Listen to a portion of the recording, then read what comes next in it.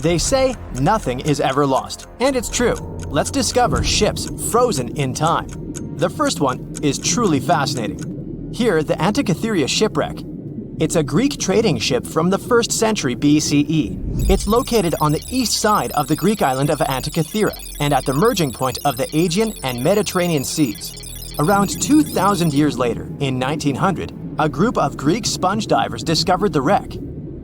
They were going to Tunisia, yet they were forced to find shelter from a storm on a nearby island. Since they couldn't go anywhere due to the storm, they decided to look for sponges until the weather got calmer. One of the divers discovered the shipwreck at depths of around 130 feet. Imagine someone going for a sponge hunt, but getting out to the surface with archaeological treasures. The captain of the sponge boat talked to the Greek officials about what they had found.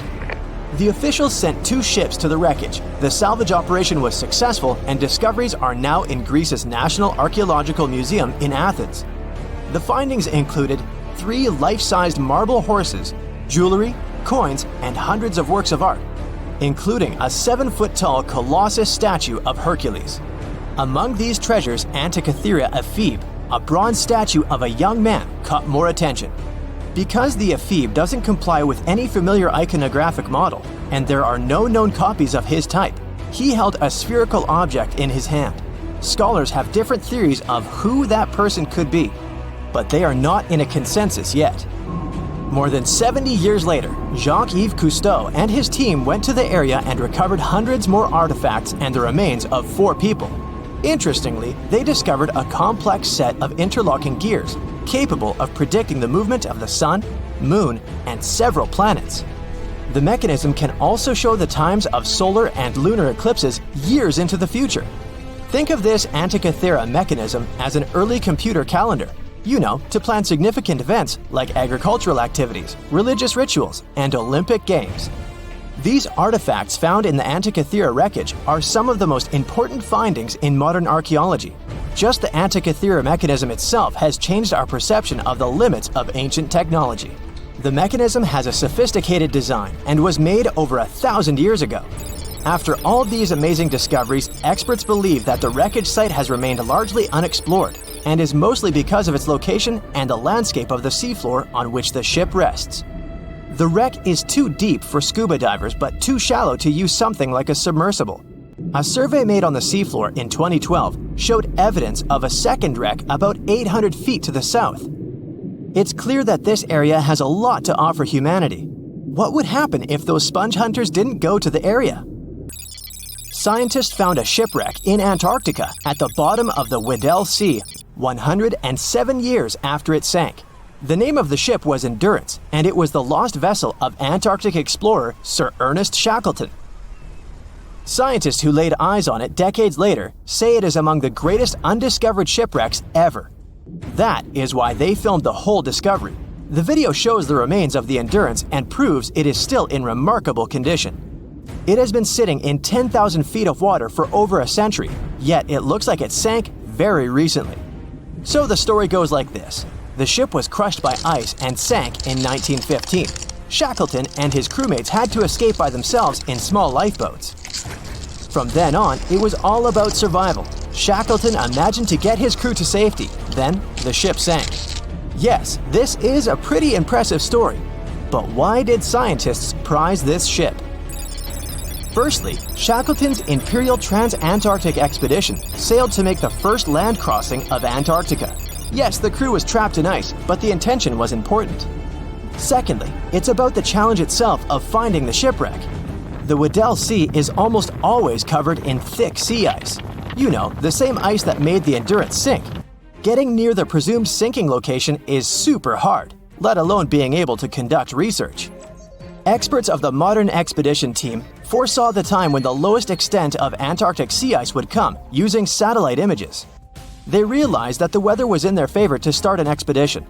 Dr. John Shears said that they have successfully completed the world's most difficult shipwreck search, fighting against constantly shifting sea ice, blizzards, and temperatures decreasing to -0.4 degrees Fahrenheit.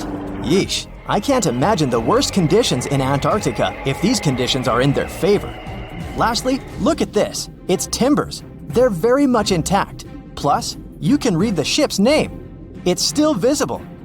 Marine archaeologist Menson Bound says that this is the finest wooden shipwreck he has ever discovered. He has 50 years of career experience, so I believe the guy.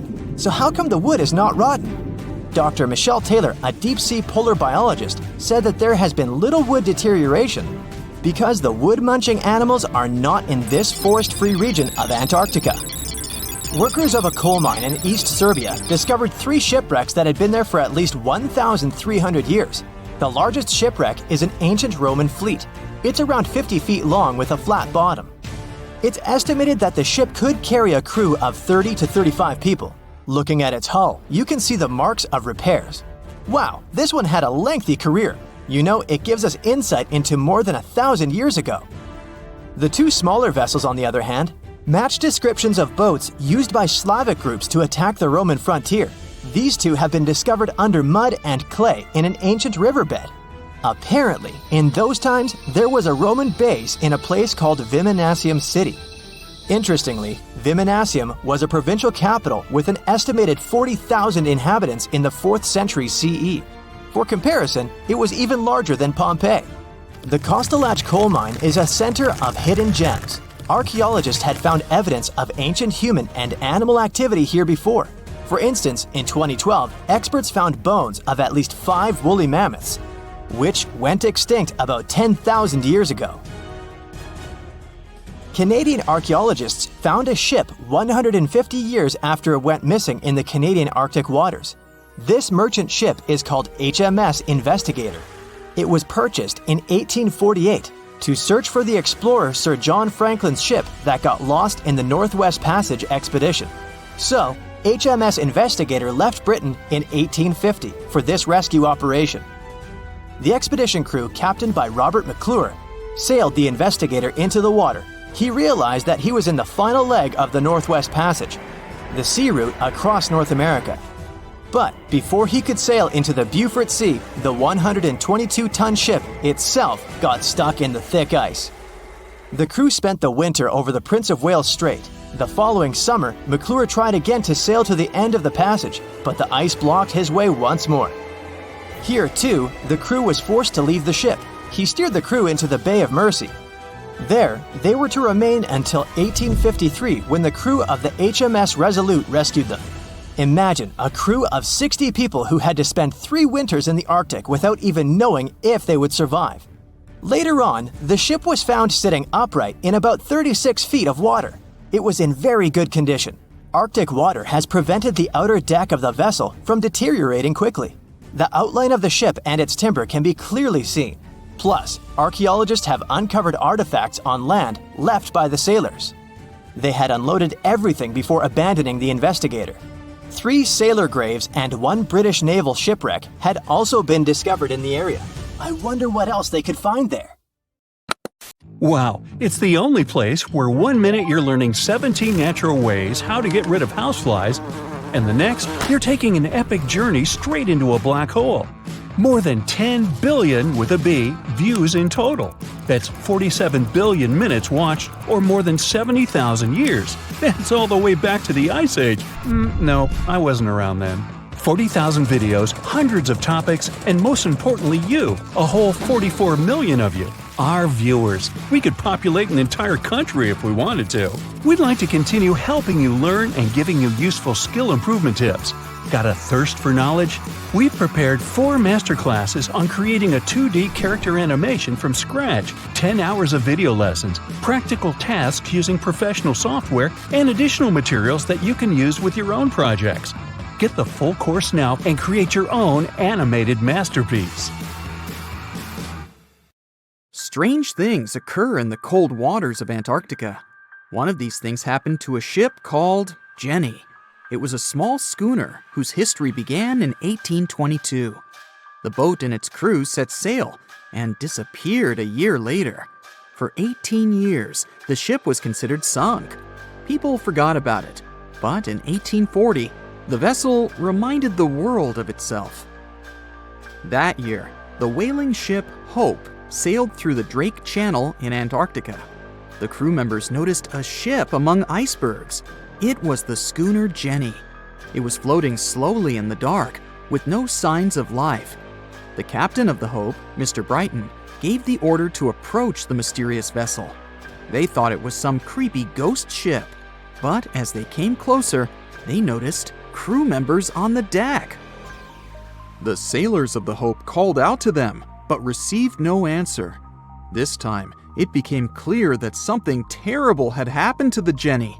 When Brighton boarded, he realized that the Jenny crew members weren't missing. They were here. Frozen people stood like statues. Brighton went down to the lower deck and found the captain. He was sitting frozen at the table, holding a pen. Brighton looked at the logbook. The last record was made on May 4th, 1823. The captain wrote that he was the only living member of the crew. They spent 71 days without food. It seemed that the ship got lost in the sea because its captain went off course or sailed into an iceberg, but no one knew for sure. After that, nobody ever saw the Jenny again. According to rumors, the crew of the Hope abandoned the frozen ship and left it to drift in the cold waters. According to other rumors, this whole story is fiction. The story of the Jenny was described in a German magazine in the middle of the 19th century. Still, there was no further evidence of the ship's existence. Already in our time, Cambridge University decided to explore the case of the Jenny. The researchers discovered that one of the crew members of the Hope, who didn't disclose his name, told someone the legend of the frozen ship. Someone shared the story with another guy, and it was published in a German magazine called Globus. And that's all. There was no other evidence. One of the most famous ghost ships was the Mary Celeste, and there's no doubt about its existence. The history of this vessel was documented in court. People wrote about it in newspapers, but the most exciting thing is that the ship continued to be used even after 10 people disappeared from its deck. The history of the Mary Celeste began in Canada in 1861. When it was first built, the ship was called the Amazon. It changed captains several times, and it also hit some rocks. The boat was sold, bought, then sold again, repaired, and sailed under the name Mary Celeste. In 1872, it had a new captain, Benjamin Briggs. He was a decent, brave man with a lot of experience in navigation. He had a beloved wife, a daughter, and a son. When he went on his last voyage, he took his wife and daughter with him, and his son stayed in America. In November of 1872, the Mary Celeste sailed from the port in New York with 10 people on board and disappeared. 8 days later, another ship, the Dei Gratia, also left New York and followed the same route. Dei Gratia's captain, David Morehouse, noticed the Mary Celeste and immediately realized something was wrong. The ship was moving too freely, as if no one was controlling it. The captain tried to contact the crew members, but no one answered him. Then, together with other sailors, he climbed aboard the Mary Celeste. The ship was in good condition. There was no damage. The hold was slightly filled with water, but it could be easily pumped out. Everything seemed fine, but one lifeboat was missing. The crew members' valuables were in their cabins. The cargo was in the hold. The supplies of water and food were untouched. Judging by the records in the logbook, the ship was caught in a storm, but it was not too strong. Other ships also sailed through this storm, but nothing bad happened to them. The last record was dated November 25th, and it claimed that everything was fine. The sails of the Mary Celeste were slightly damaged, but perhaps it happened after the crew had disappeared. The whole ship was in excellent condition, but what made the people leave it? Part of the crew of the Dei Gratia stayed on board the Mary Celeste to bring it to dry land. Everything went well. They delivered the ship to the closest port. Next, the captain of the Dei Gratia appeared before the court and told about what had happened. However, the prosecutor and the judge didn't want to believe in the story of the Mary Celeste. They were sure the captain got rid of the ship's crew to get money for its cargo. According to the maritime laws of that time, if you found a ghost ship with valuable cargo, then a substantial part of this cargo belonged to you. So, many people thought that David Morehouse decided to earn some money. This version seemed to be more valid than the one about the mysterious disappearance of 10 people. Fortunately, no one accused the captain of committing a crime.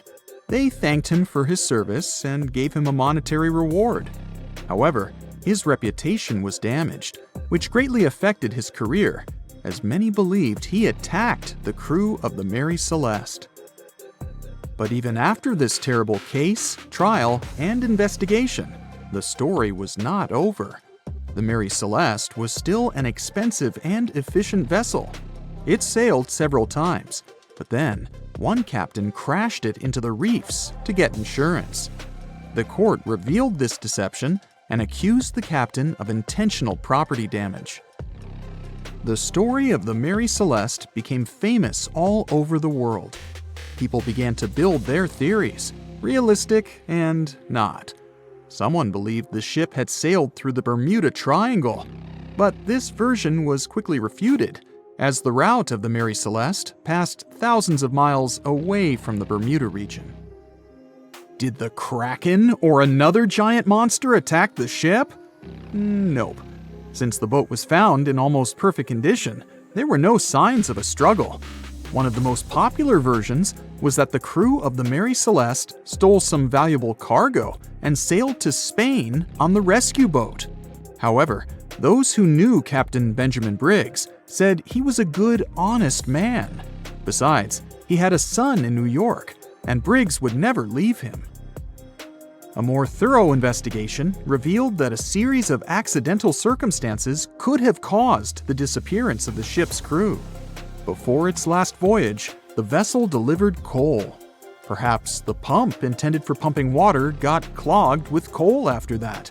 And when the ship got into a storm, the hold filled with water and the pump broke. The captain couldn't understand the amount of water because numerous barrels in the cargo hold blocked the view.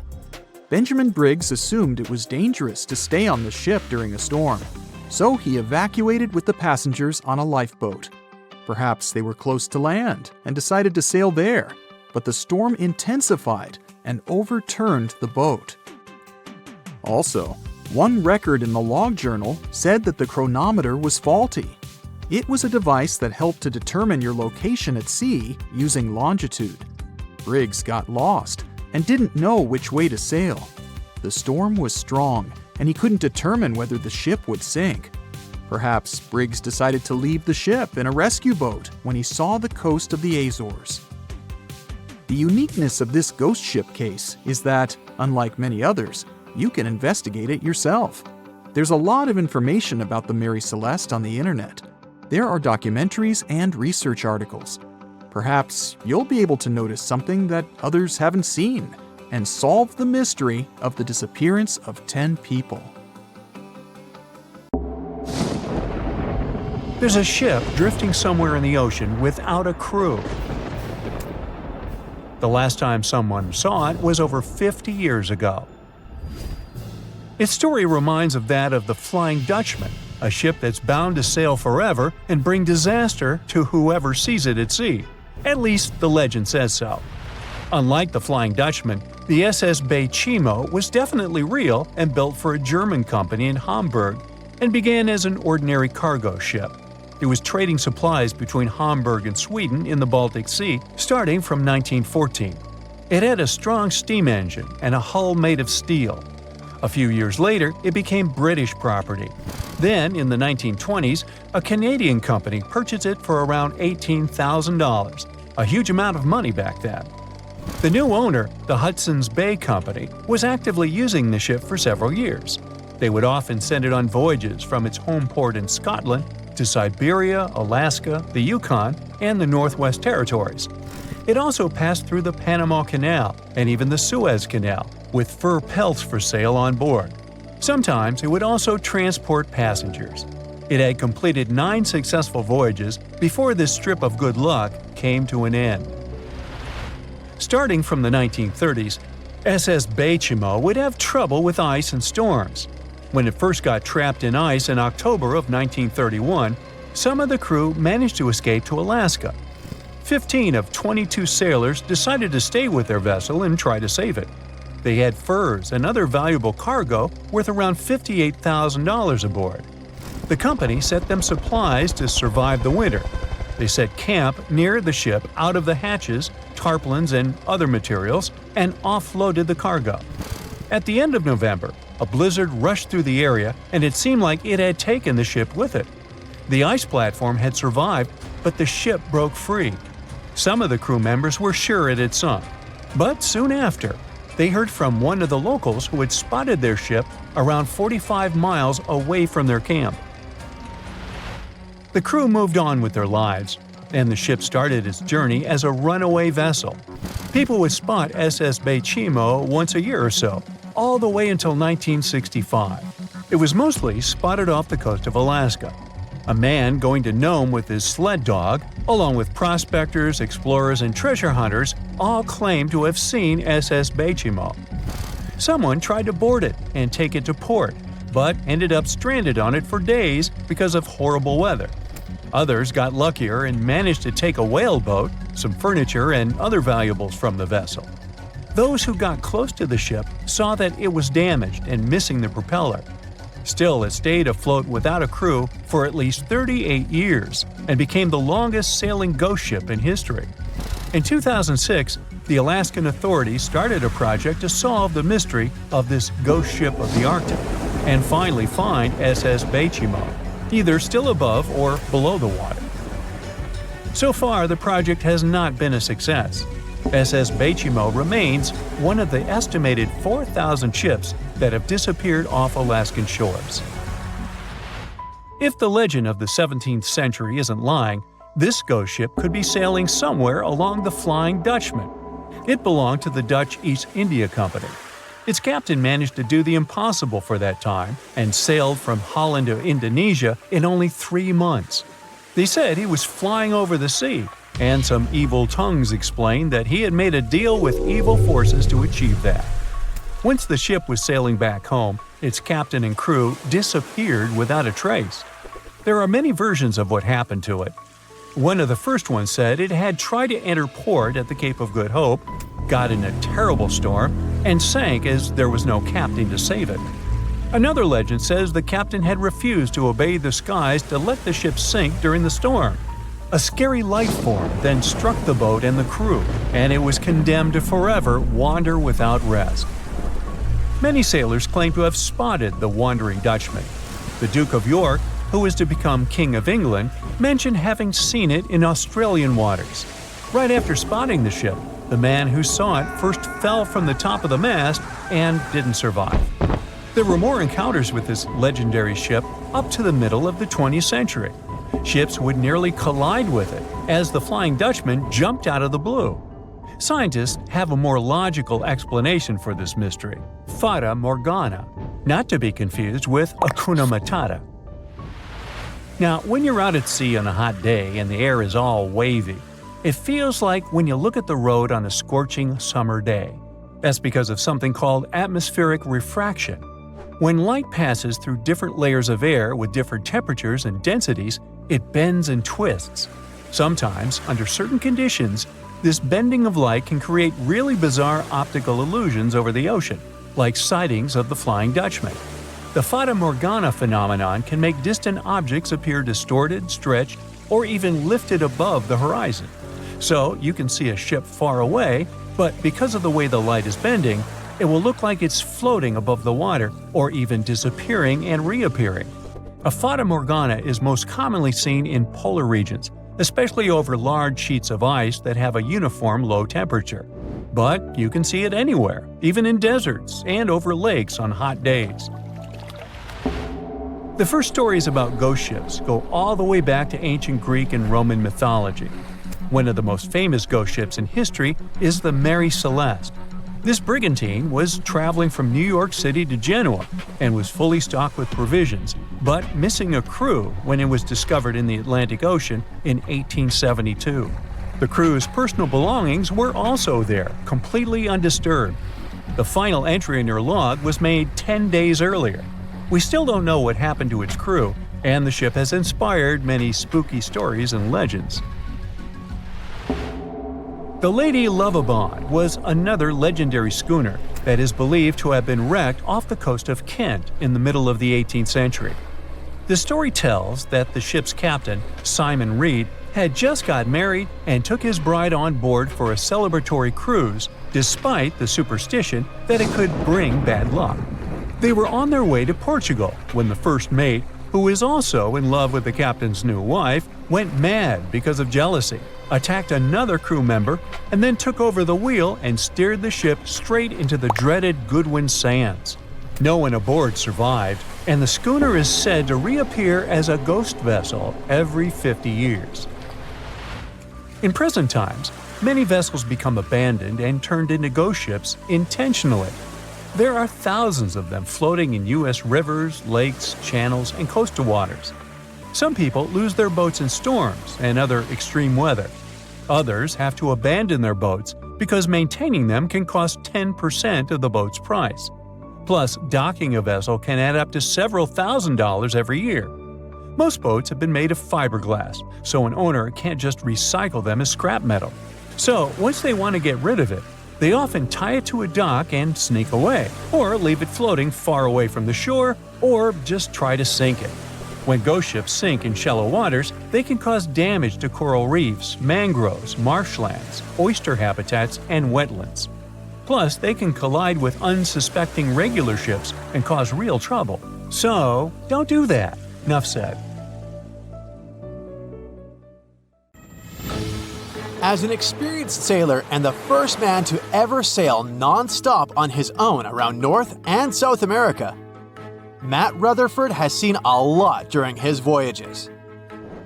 But what he saw in 2013 while sailing through the waters of the Atlantic with his colleague surely stands out.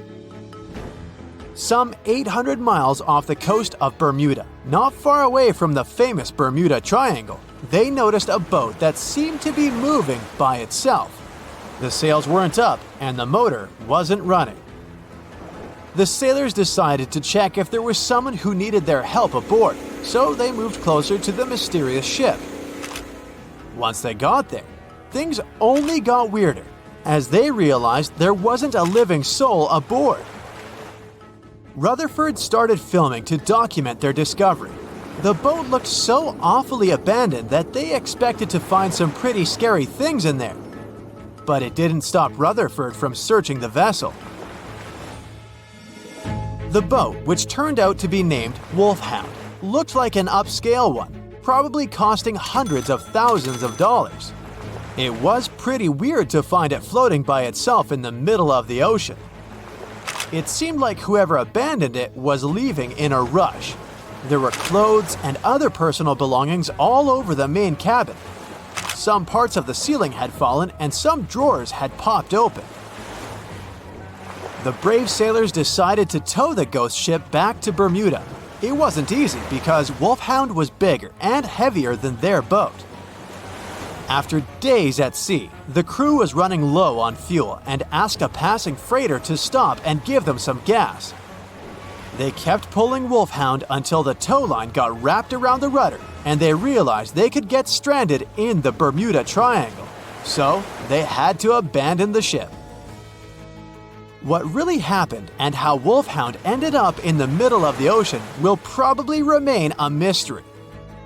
Rumor has it that it belonged to a member of the Royal Irish Yacht Club. The ship was going on its first voyage from Connecticut to Bermuda and then Antigua. It got in a terrible storm around 400 miles away from Delaware. The winds were so strong that the yacht suffered 2 knockdowns. A Greek cargo ship rescued the crew. They left the ship with an emergency beacon on. The rescued crew members shared that they saw the ship sink, which only adds more questions to the story.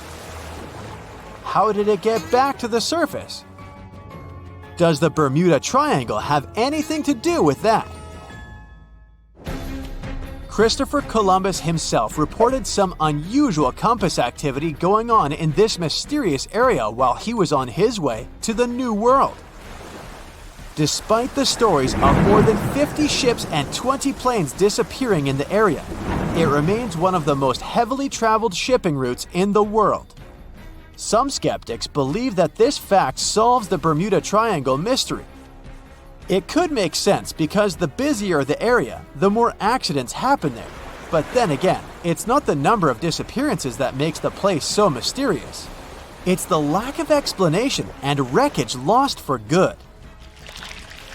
The first ever confirmed ship to vanish in the Bermuda Triangle was the USS Pickering. In 1800, it departed from the US on its way to the West Indies.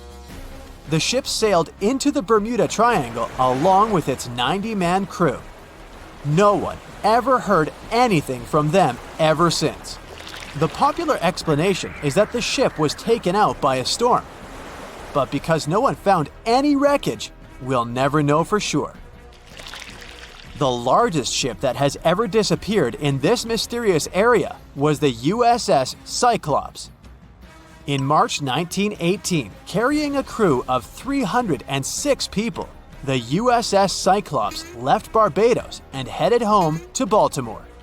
The ship passed through the Bermuda Triangle on its journey and vanished into thin air, or rather, water. The Cyclops never sent any distress signal and disappeared without any explanation or trace. The Bermuda Triangle isn't the only place in the world where ships go missing or mysteriously resurface. One of the most famous ghost ship stories would be of SS Bechimo. The large cargo steamer was built in Sweden. On October 1st, 1931, it got caught in pack ice. The crew decided to wait it out and managed to break free after a couple of days, only to get trapped again in less than a week. This time, they didn't manage to make it out. A rescue team went by air to save 22 of the crew members. 15 other members stayed in a wooden shelter they built not far away from the ship. Their plan was to wait out the winter and get back aboard. At the end of November, a strong blizzard was rushing through the area. When it was over, Bechimo seemed to have gone away with the storm.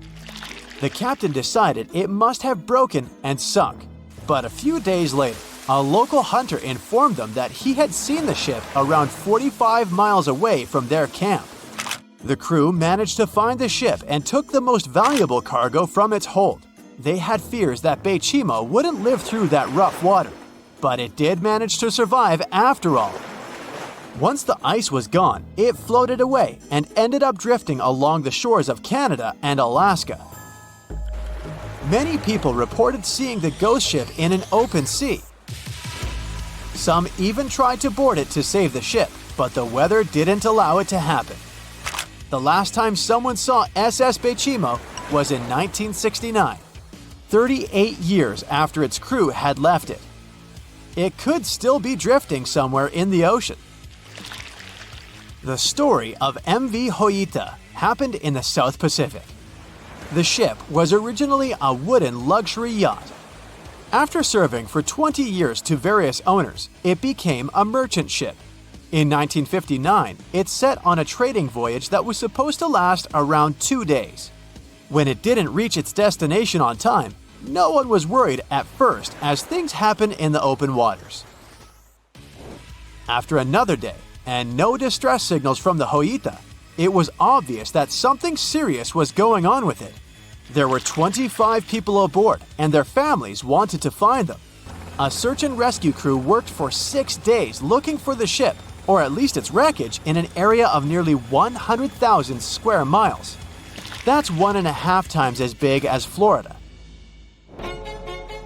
Sadly, the mission had come back with no results. It seemed like Joyita had disappeared without a trace.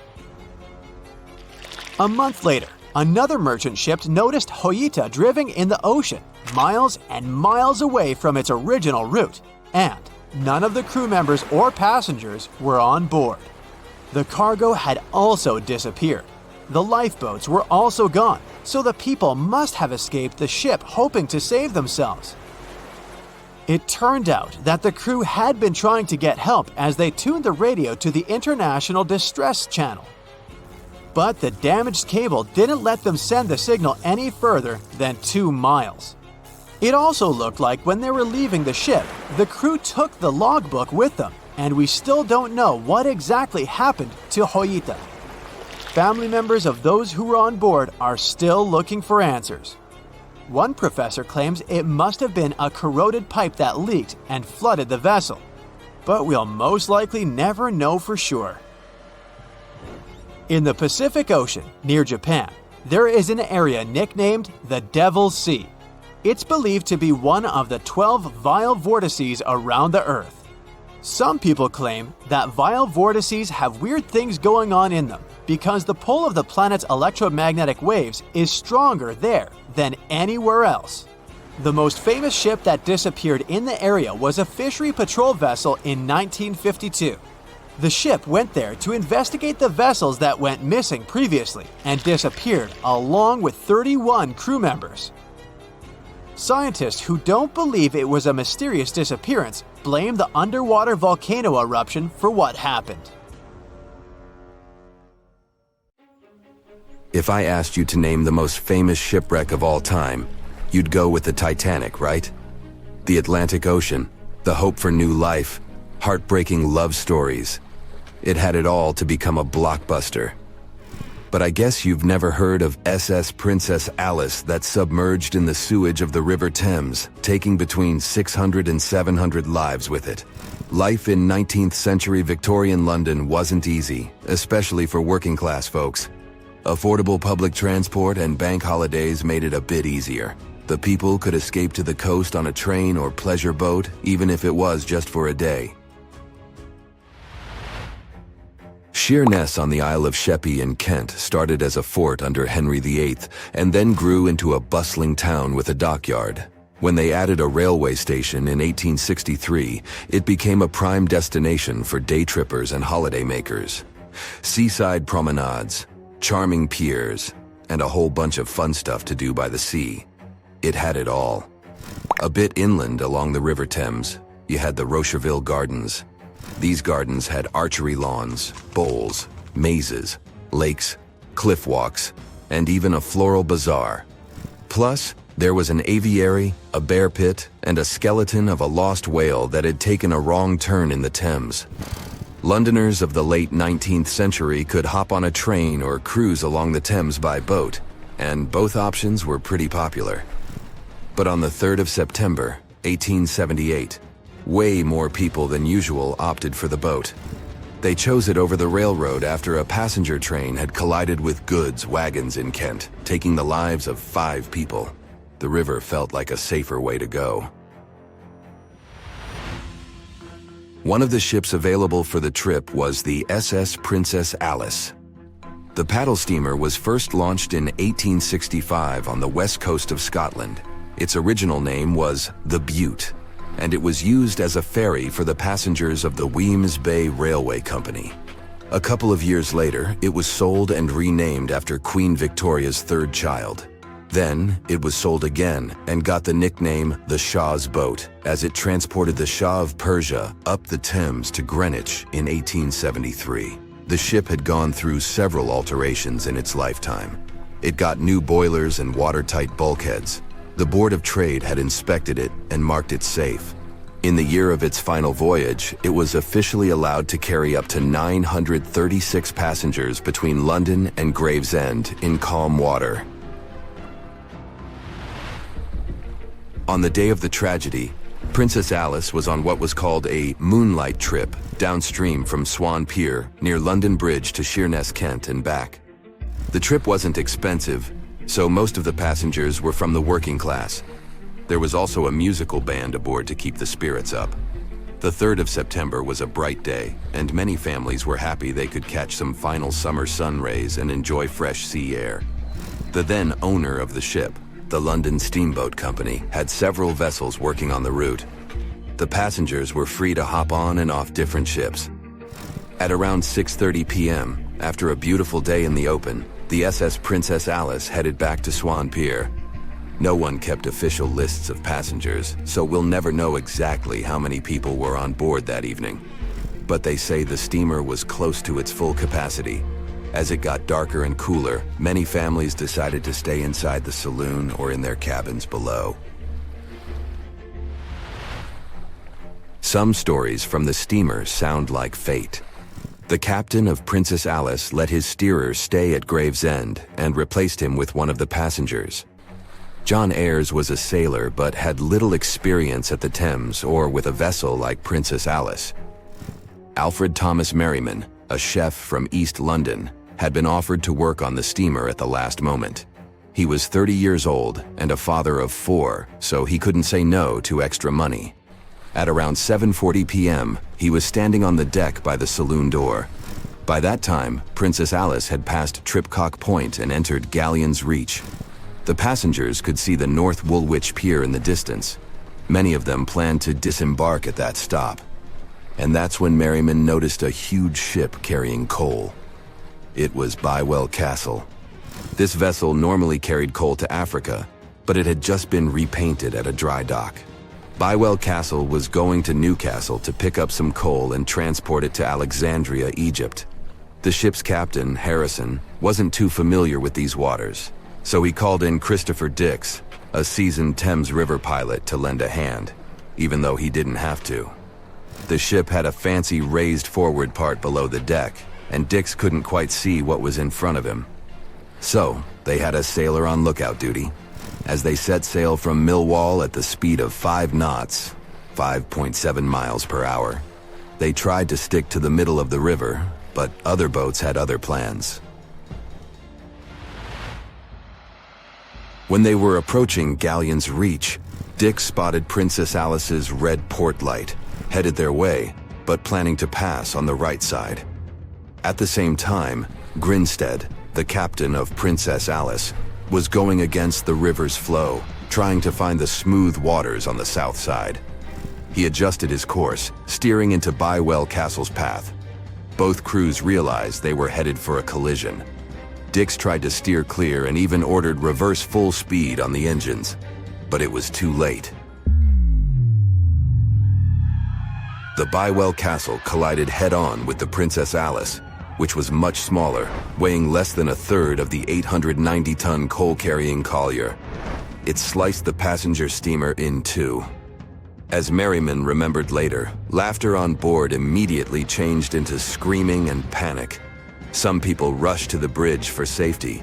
Merriman hurried to the captain, asking what to do next. The captain's response was grim. "We are sinking fast. Do your best." The ends of the steamer went high into the air, and the middle just sank, taking passengers with it. Those unfortunate ones who were below deck were tragically trapped. The impact caused tons of untreated sewage to gush from outlets near the collision site. The water became a frothy mess of unprocessed waste with a horrible odor. It was potent enough to make even the most resilient sailors retch. Amid the chaos, passengers struggled for life in the contaminated water. They inhaled lungfuls of hazardous waste without knowing. The crew aboard the Bywell Castle sprang into action. They dropped ropes from their deck, urging Princess Alice's passengers to climb aboard. Anything that could float, from planks to barrels, was tossed into the water to serve as flotation devices for those in need. Other members of their team launched a lifeboat, saving 14 people. Nearby boats, moored along the riverbanks, joined the mission, plucking survivors from the water. Many of Princess Alice's passengers didn't know how to swim, and it was even trickier for ladies wearing long, heavy dresses. Merriman was among the lucky ones who could swim. He first held on to a piece of wreckage, and then, when others got to it, swam away and caught onto a rope hanging over the side of the Bywell Castle. They managed to save around 130 people this way. Another survivor was Robert Haynes, who played in the Princess Alice band. He was fond of ships and had noticed the Bywell Castle a couple of minutes before the collision. He chose not to follow the rest of the band, who went downstairs for a break, and that saved his life. Princess Alice's sister ship, Duke of Teck, arrived 10 minutes too late to assist with the rescue efforts. Only 2 people who had been below deck or in the saloon managed to survive the collision. We still don't know the total count of lives taken on that day, but it's somewhere between 650 and 700. And what makes this story even more tragic is that it has been mostly forgotten. The movie Jaws came out in 1975, and since then, people have been terrified of sharks.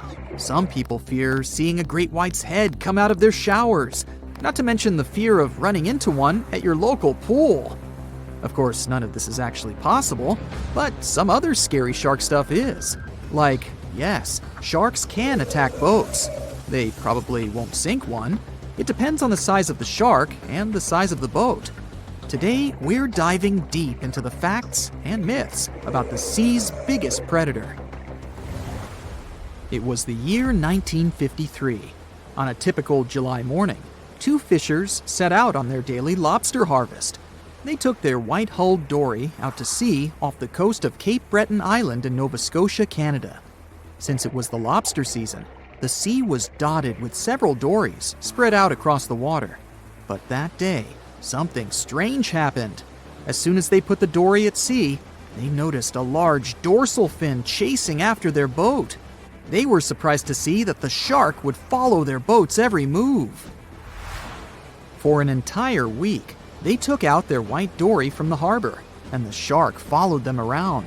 Until one morning, as the men were alone at sea, the shark charged at full speed at the boat and smashed a 7-inch hole in its bottom. The boat turned over, and both men fell into the water. The shark didn't come after the men, though. Instead, it swam away and disappeared for good. To clarify, a dory is a small, fragile boat usually measuring 16 to 23 feet long. So how long did that shark need to be in order to sink it? Well, as soon as the boat was retrieved from the ocean, researchers found something interesting. One of the shark's teeth was found stuck in the hull. According to Harvard experts that analyzed the tooth, it most certainly belonged to a 12-foot white shark that weighed around 1,200 pounds. One thing intrigued scientists a whole lot. The great white didn't seem to be interested in the men aboard, but rather in the boat itself. The question is, why? Some people suppose that this great white followed the dory around because it was white, and the animal probably thought it was some big white mammal. It's not the first boat a shark has attacked. You see, sharks don't attempt to sink boats because they're mean and evil. Rather, it's due to murky waters and hard materials that make them mistake inanimate objects for their usual lunch menu. But that's not what we've learned from popular culture. In Jaws, the protagonist shark managed to poke several holes in the orca as it rammed the boat. The orca was a Nova Scotia-style fishing boat made out of wood planks. It wasn't a huge boat, so it seemed plausible that a great white could ram it.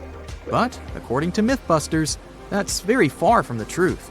A great white swimming at its maximum speed wouldn't be able to take down a medium-sized fishing vessel. The same goes for bigger boats. Some bull sharks or great whites can turn over smaller vessels, though, like kayaks or small boats. If this happens, it's most likely because they think it's a sea mammal and nudge it before taking the first bite. No scientist can say for sure why they do this, only that it's usually a misunderstanding on behalf of the animal. The Shark Research Committee, a nonprofit scientific research organization, has documented a lot of shark attacks on inanimate objects and is trying to answer that question more thoroughly.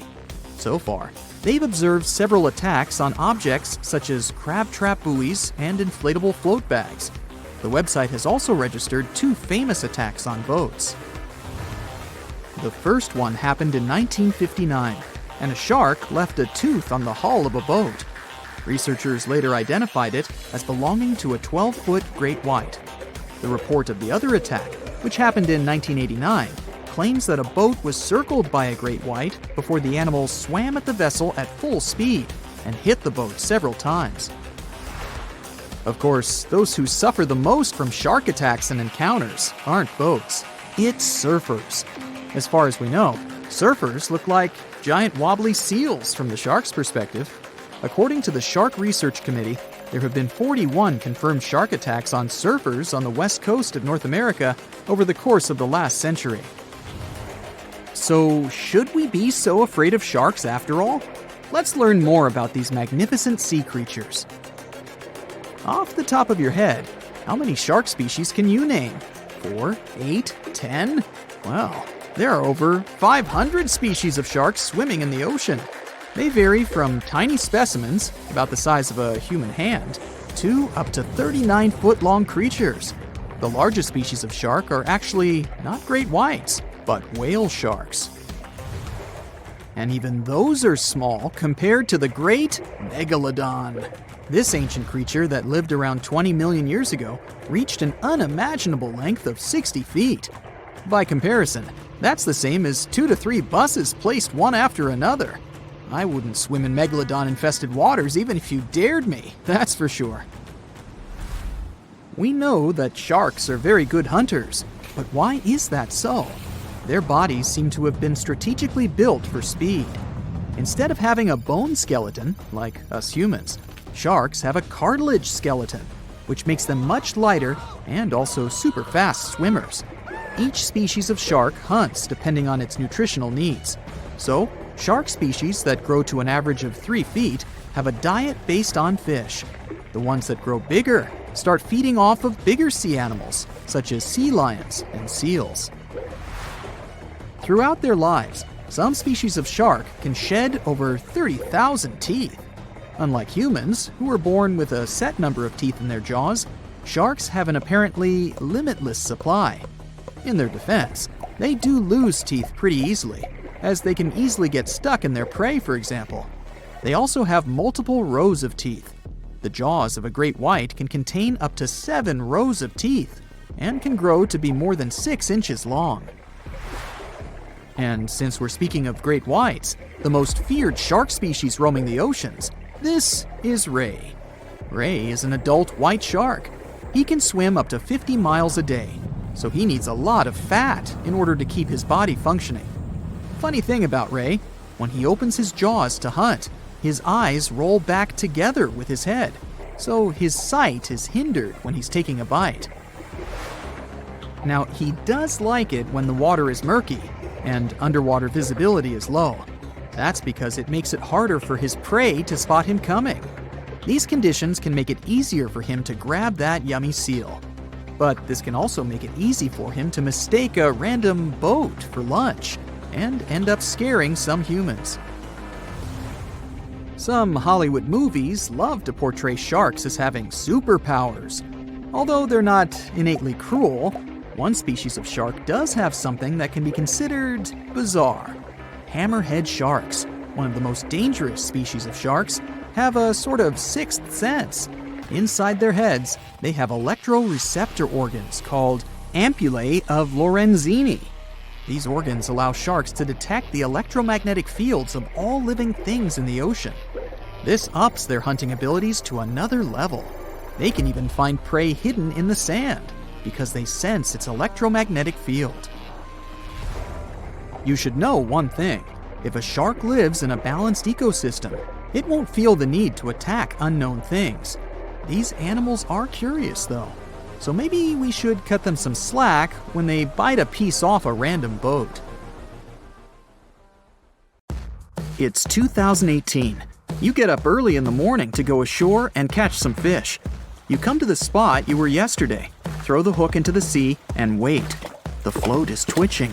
You've caught some fish, but hey, hello? Why aren't you doing anything? Right now, you don't care about the fish. You're looking at something in the distance. You open your mouth in surprise since you see a huge ship stuck on a shoal.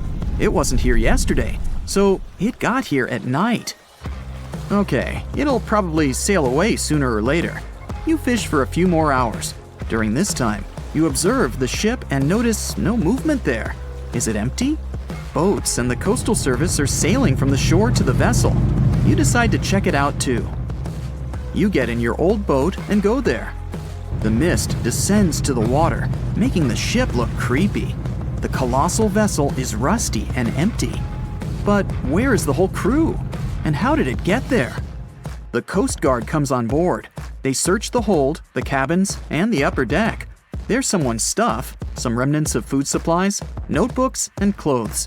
Everything suggests the crew has disappeared for some reason. Fishers who noticed the vessel first didn't see anyone coming down from the board. No radio signals were sent to the port, and no one reported about the ship. It appeared here from nowhere. The only chance to get any information is to look at the number and name of the vessel. This is Sam Ratulangi, PB 1600.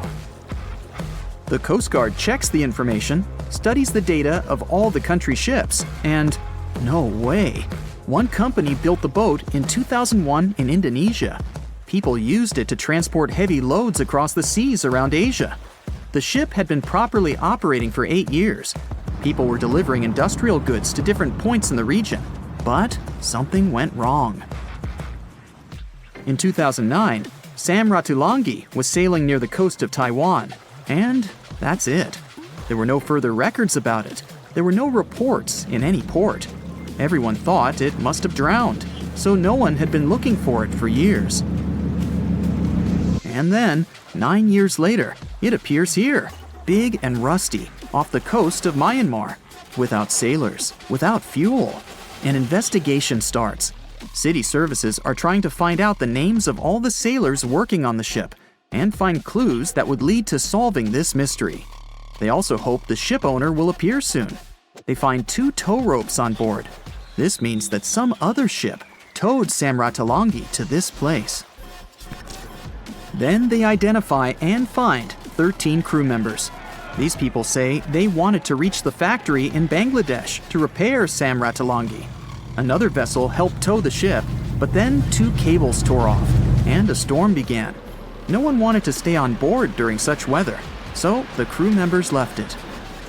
No one knows what the ship has been doing for the last 9 years, and how it was possible without people on board. And here's another, much more mysterious ship story. On February 16, 2020, locals found a large cargo ship stuck on a rocky shore off the coast of an Irish village. The boat looked rusty, with holes in the hull and rotten parts. People hadn't seen this vessel the day before, so it appeared there at night. The last time people saw the Alta cargo ship was a few months earlier, thousands of miles off the coast of Ireland. That day, the Alta was sailing in the waters of the Atlantic Ocean. Another ship, the MS Protector, noticed it. MS Protector crew members tried to contact the ship, but received no response. The people on board realized that they were facing an empty vessel. And then, 5 months later, it appeared near the coast of Ireland.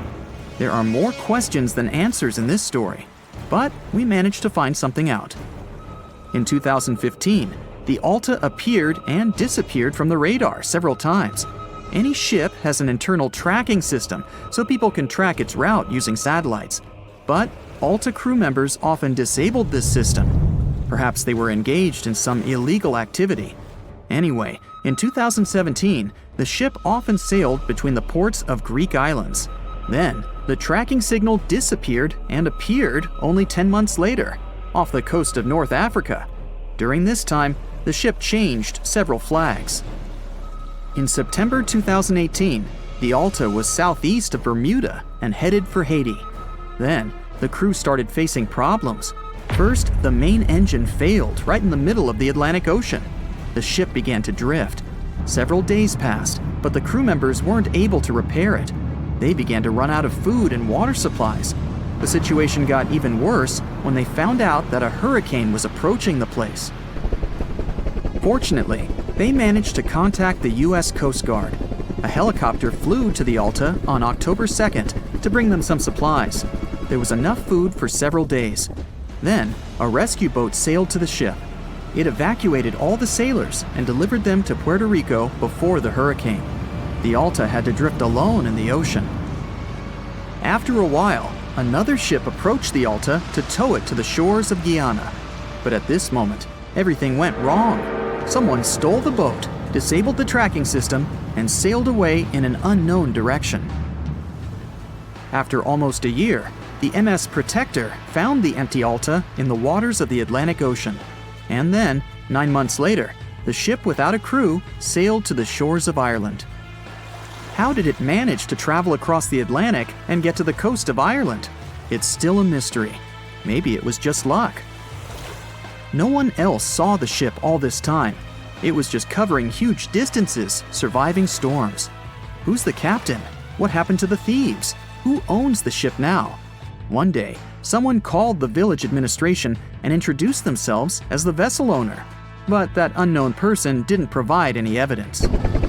They found several barrels of oil on the ship, which they took away by helicopter. The Alta was rusting. Corrosion of metal could damage the environment. The vessel had no commercial value, yet it would have taken millions to get rid of it. There were 3 options for what to do: leave the ship where it was, tow it into the sea and let it sink, or disassemble it for scrap. But nature had its own plans. Storms and strong waves split the hull into 2 parts.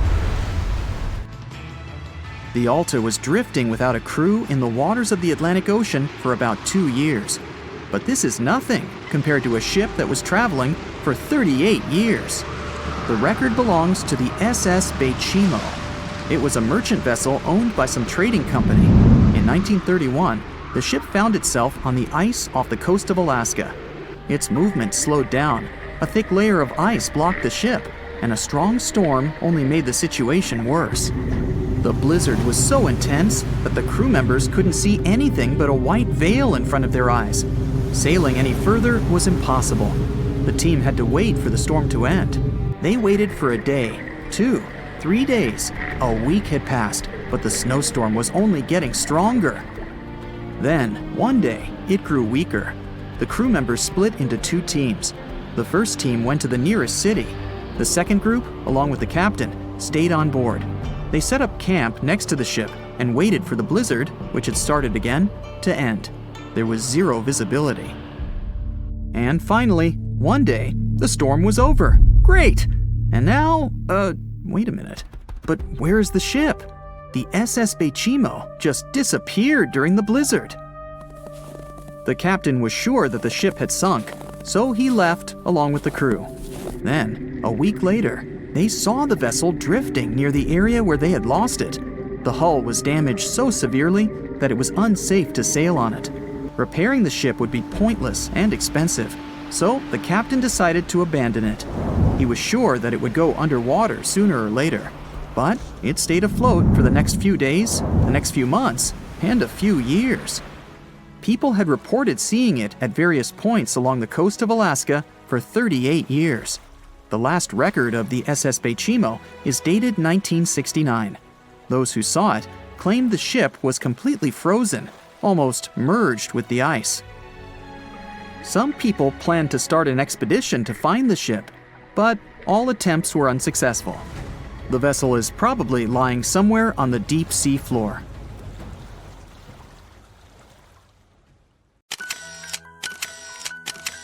At the beginning of the 20th century, somewhere off the coast of West Africa, a German steamship was leaving the port. Suddenly, the weather got worse, and the vessel entered a thick fog. The sailors ran aground on a sandbank close to the shore. Luckily, no one was hurt, and they were even able to save their precious cargo. But the ship was stuck in the sand for good. And it was not alone there. Nearly the entire length of the western coast of Namibia is called Skeleton Coast. If the name sounds scary, that's because it is. This 976-mile-long beach line is among the most dangerous places on Earth. The local Bushman tribes believe that their supreme deity made this land when it was angry. The Portuguese were the first Europeans to set foot in Namibia in the 15th century. And yep, they didn't like Skeleton Coast either. Portuguese explorers thought this land presented the gates to the underworld. This is the place where the Namib Desert meets the Atlantic Ocean. It might be dangerous, but it's actually beautiful. Plus, it's a UNESCO World Heritage Site. If Skeleton Coast had a PR manager, they would quit on the first day on the job. The area is not exactly tourist-friendly because of its geography and history. Beneath the sand and the waves, there is a secret ocean currently lurking for unsuspecting sailors. It's called Benguela Current. It flows towards the north along the coast of southern Africa. This part of the Atlantic is rich in marine life, but the current's land neighbor isn't that happy with the deal. This arid climate created the Namib Desert, one of the driest regions on Earth. And that marine life I just mentioned? It's sharks. 11 species of them to be exact. And yes, the great white decides to pop by once in a while. So far, we've got a desert landscape, strong currents, and sharks. Not a place for a beachside resort, definitely. But if someone ends up on Skeleton Coast, will they know they're in danger? Don't worry, they will. The beach is littered with wrecks of all sizes and shapes. If you remember that German ship I mentioned in the very beginning, its massive and rusted stern is now sticking out from the desert sand. There are some 500 wrecks in total scattered along the coast, and it's a mixed crowd, from Portuguese galleons centuries old to ships that ran ashore here in the 21st century. A modern fishing ship called Zela India managed to slip from its tow rope in 2008 and ended up on Skeleton Coast. Okay, it didn't escape on its own, it had some help from the elements. But it's better to be a tourist attraction on a beach than to be broken up for scrap. That's where the trawler was originally going, poor thing. Skeleton Coast's most famous inhabitant, to call it such a place, is the wreck of the Dunedin Star. The British cargo liner ran aground here in 1942. The massive rescue operation that followed reveals why it's so dangerous for sailors to end up here. The rescuers managed to save all of the crew and passengers, but at a heavy price. An aircraft and a tugboat were lost in the process. It took the last of the rescuers a full 2 months to return home to Cape Town. Why, you might wonder? One look at the map of the region reveals the reason. It's an endless sea of yellow, which is the sand. There are so few roads here, so Skeleton Coast is hard to reach by land. There are also legal obstacles. You need a special permit to drive into the area. But the skeletons in the name of the area don't only refer to ships, they also stand for animal bones. Most of these belong to whales and seals. Many animals have adapted to the area, so lions and hyenas roam the coastline in search of a meal. Yeah, now there are hungry lions as well, as if those sharks weren't enough. Other animals with a temporary residence on Skeleton Coast include elephants, cheetahs, leopards, and giraffes. In 1971, the Namibian authorities established a national park here, but except for surfers, after an adrenaline rush, they don't get many visitors. You can understand why. The Namib Desert is the oldest desert in the world, and it's not very tourist-friendly either. Those who travel to the region should pack sunscreen and a warm winter jacket. A weird combo, right? Well, not so much when you think that during the day, temperatures soar over 110 degrees Fahrenheit. At night, the air temperature drops below freezing. What a climate roller coaster! And that's not the final danger. Yep, there's more. Remember how that German ship got lost in thick fog? Yeah, it wasn't a one-off event. Because of the region's climate, fog shows up frequently. Sailors should cover their ears now, but this fog is actually good for wildlife. This is their only source of water in the Namib Desert. Reptiles and mammals have adapted to the harsh climate. They use as little water as possible. Shifting sands, thick fog, strong currents, lions, and sharks. Not the stuff you would put in a tourist booklet, but Skeleton Coast isn't the only beach on Earth you wouldn't want to spend your vacation on. I will take you to Cape Tribulation in Australia. The area covers some 48 square miles in the northwestern part of the continent. And no, the area is not as dry as Skeleton Coast. It's part of the Daintree rainforest. You could say that here, it is the rainforest, not the desert that meets the ocean. The beach at Cape Tribulation is straight from a postcard. But looks can be deceiving. Australia? Probably sharks. No, crocodiles are out here to get you if you decide to go for a dip in the sea. There are saltwater crocodiles that the locals call salties. Well, that's a cute nickname for such a dangerous reptile. And it's not just them. The wildlife seems to have a beef with visitors. From October to June, the waters around Cape Tribulation are full of box jellyfish. Their venom affects the human cardiovascular system. When touched by a jellyfish out at sea, swimmers won't have enough time to reach land for help. Vinegar helps neutralize the sting, so you might want to keep a spare bottle in your luggage. Crocodiles and jellyfish sound dangerous, but there's one more animal you should look after. It's the wild boar. It might sound funny, but you won't laugh when you're being chased by one of these across the beach. 21 million wild boars live in Australia. They're mostly active at night, making it even more dangerous if they charge at you. The best defense is running in circles. Wild boars can't cut corners well. That's probably why we don't see many of them taking up careers as race drivers. Cape Tribulation has one last danger installed for you, and it's not an animal. Out here, even the trees are plotting against visitors. The stinging tree got its name for a reason. If you try to pick one of its beautiful red berries, it'll fight back. Its prickles are like tiny glass shards. The less than pleasant effect on your skin will last for a month. Then there is this wait a while bush.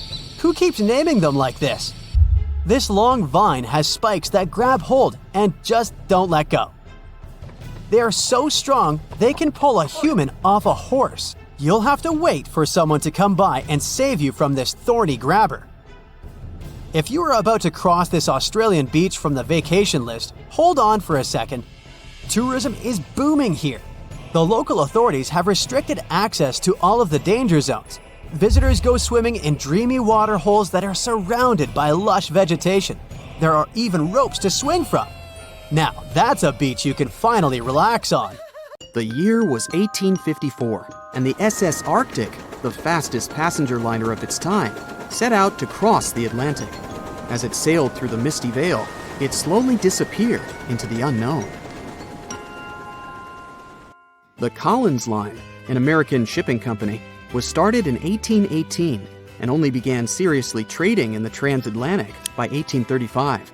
Its steamships crossed the Atlantic from Liverpool to New York within just 10 days.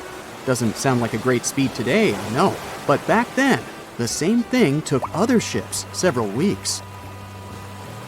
Light on the water with their wooden hulls, powering through with a strong steam engine, those steamships were the favorite choice for many high-profile people. What could go wrong with such an advanced ship, they thought. This reminds me of some other ship everyone believed to be unsinkable. But anyway, back to the Collins Line.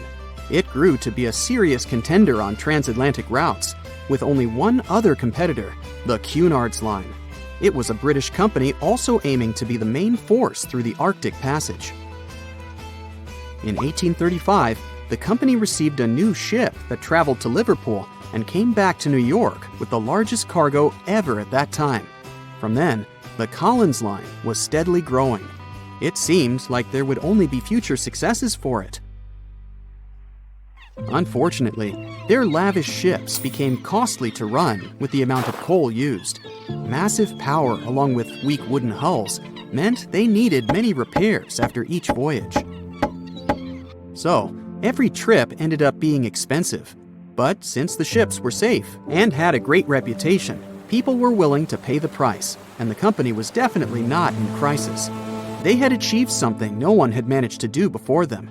Like I told you, their ships crossed the Atlantic in a whopping 10 days, and Edward Collins, the owner, was very determined to maintain the pace.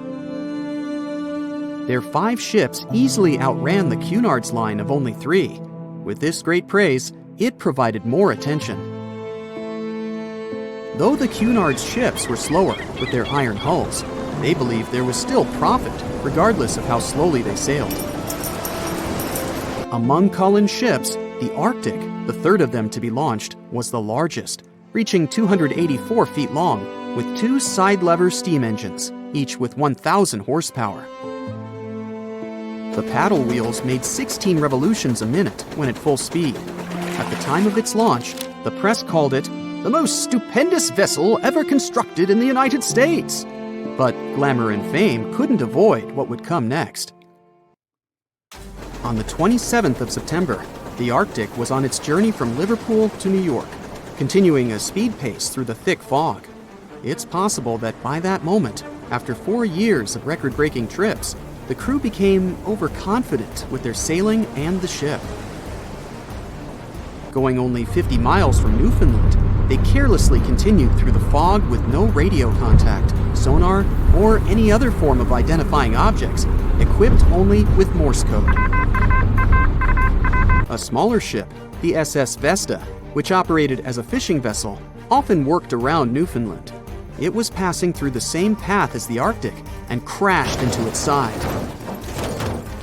Shocked by the collision, the captain of the Arctic offered help to the much smaller Vesta, but it was soon clear that the damage that seemed minor on the Arctic was far worse.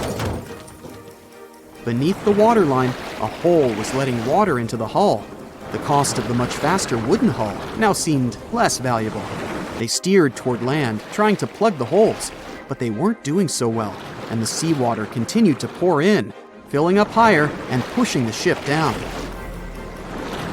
And finally, once the engine room was full, it put out the boilers, taking away the massive power the Arctic was once legendary for. They moved slowly until coming to a complete stop. The ship continued to sink, and the order was to abandon it.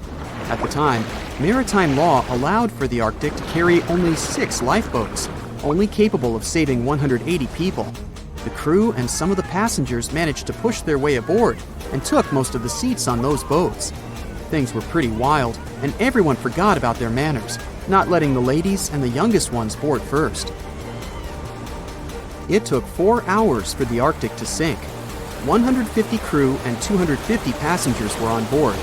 Those that weren't able to find a lifeboat made a desperate attempt to build their own rafts from parts of the ship. 2 days later, only 3 boats made it safely to the shore. The other 3 were never found. Believe it or not, the rescue party also saved some people that had been clinging to the wreckage for 2 days. Unlike the crew, the captain went down with the Arctic, but amazingly survived. He would be only one of 85 people that made it, out of the 400 on board. When the news arrived 2 weeks later, the public responded with great sadness to the losses. Great anger soon followed towards the poor safety measures in the crew. The press published demands to change the laws for more lifeboats. It only made sense to have enough for every person on board a ship. But they ignored those requests. This neglect would lead to more disasters in the future. Enough lifeboats would only come into maritime law some 60 years later, after the disaster of the Titanic. Edward Cullen's wife and 2 children were also aboard the ship and didn't return. He was heartbroken, but didn't stop running his business. The Collins line still had a reputation to uphold, the biggest, fastest, and most luxurious on the Atlantic. Edward Collins would now build an even better ship than any other. It was named the Adriatic, and it was the largest ship in the world, 354 feet long. With 2 alternating steam engines that had never been built of this size. These steam engines at the time were at the height of engineering, though today you can only see them in models and toys. With the new addition of 2 masts, the Adriatic would also be able to sail if needed. Luckily, they made some lessons from the disaster of the Arctic. But before their new ship, the Adriatic, was built, another disaster had occurred. The sister ship of the Arctic had also sunk. They believe this second ship was desperate to stay in front of the Cunard's line and hit an iceberg somewhere during the race. This weird contest took the lives of 141 people. The desperation of Collins and his weakly built hulls pushed the company towards bankruptcy in 1858. The newly built Adriatic, costing over $1 million, had only made 1 voyage in the end. And even that voyage was considered a disaster. The ship collided with a tugboat. It still managed to finish its maiden voyage at a suitable time. After the company had gone bankrupt, they had to sell the ship for only $50,000. They removed the great giant engines, replacing them with only sails. Although it was once the greatest ship on the high seas, it was only 30 years later until it was abandoned, labeled irreparable, and anchored in a river. The other remaining ships were also sold and only used for parts. Edward Collins left the industry altogether, seeking work on dry land instead. As the Collins line was no longer in the mix, the Cunards would grow in strength.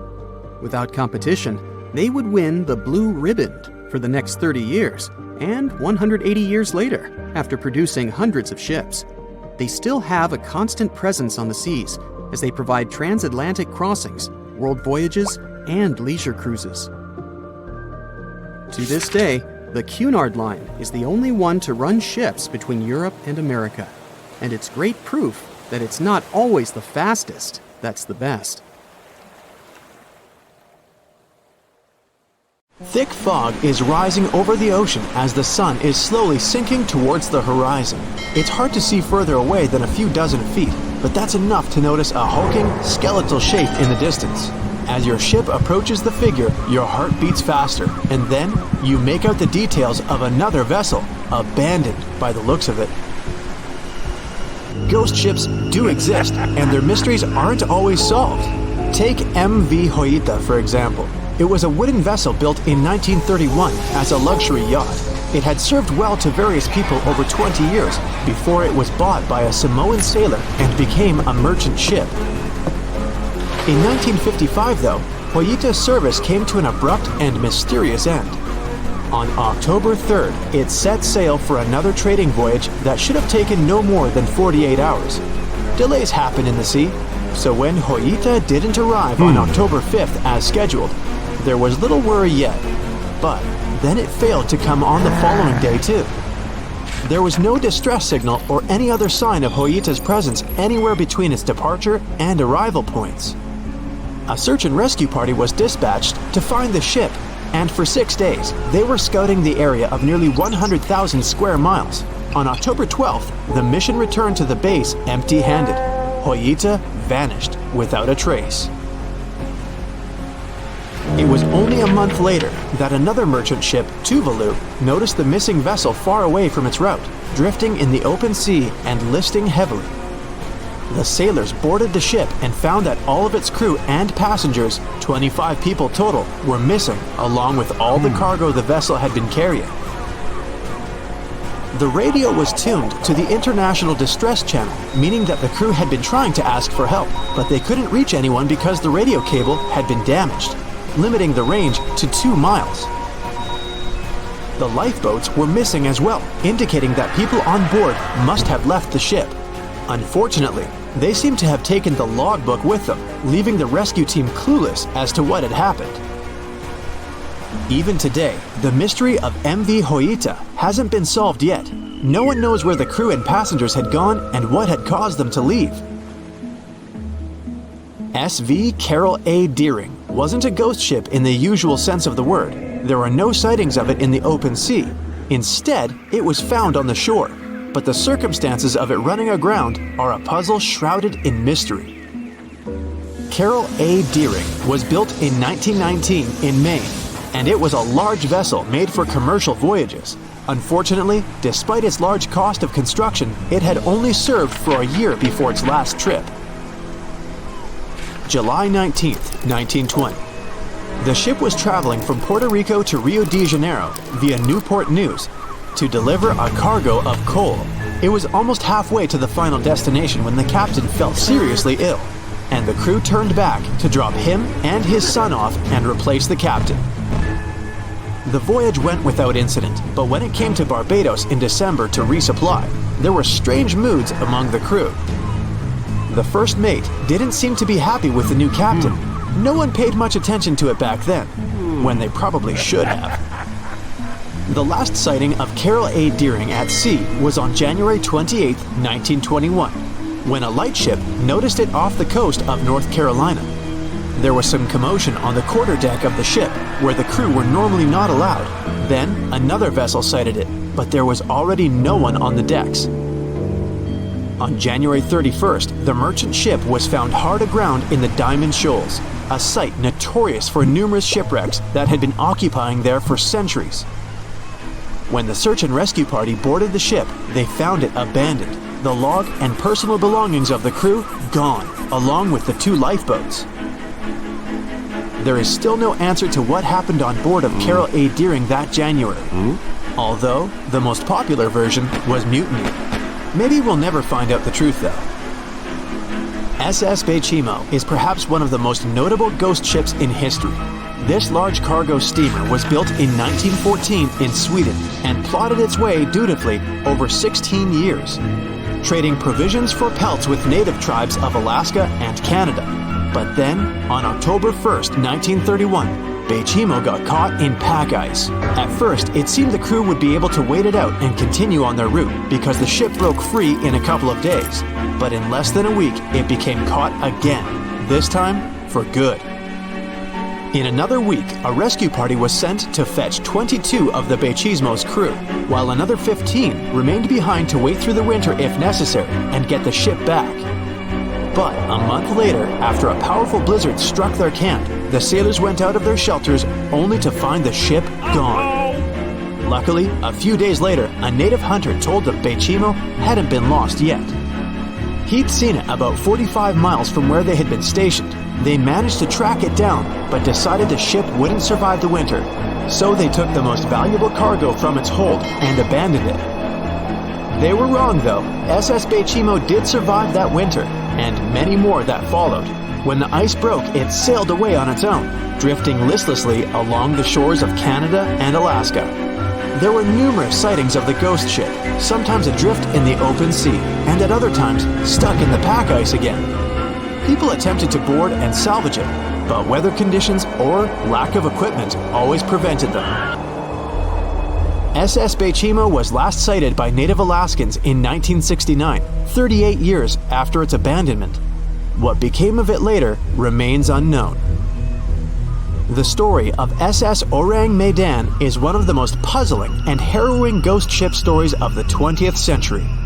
No one even knows for sure if the ship even existed in the first place. It wasn't recorded in Lloyd's Shipping, the International Register of Ships, which makes it either a tall tale or a vessel that avoided being officially recognized for some shady reasons.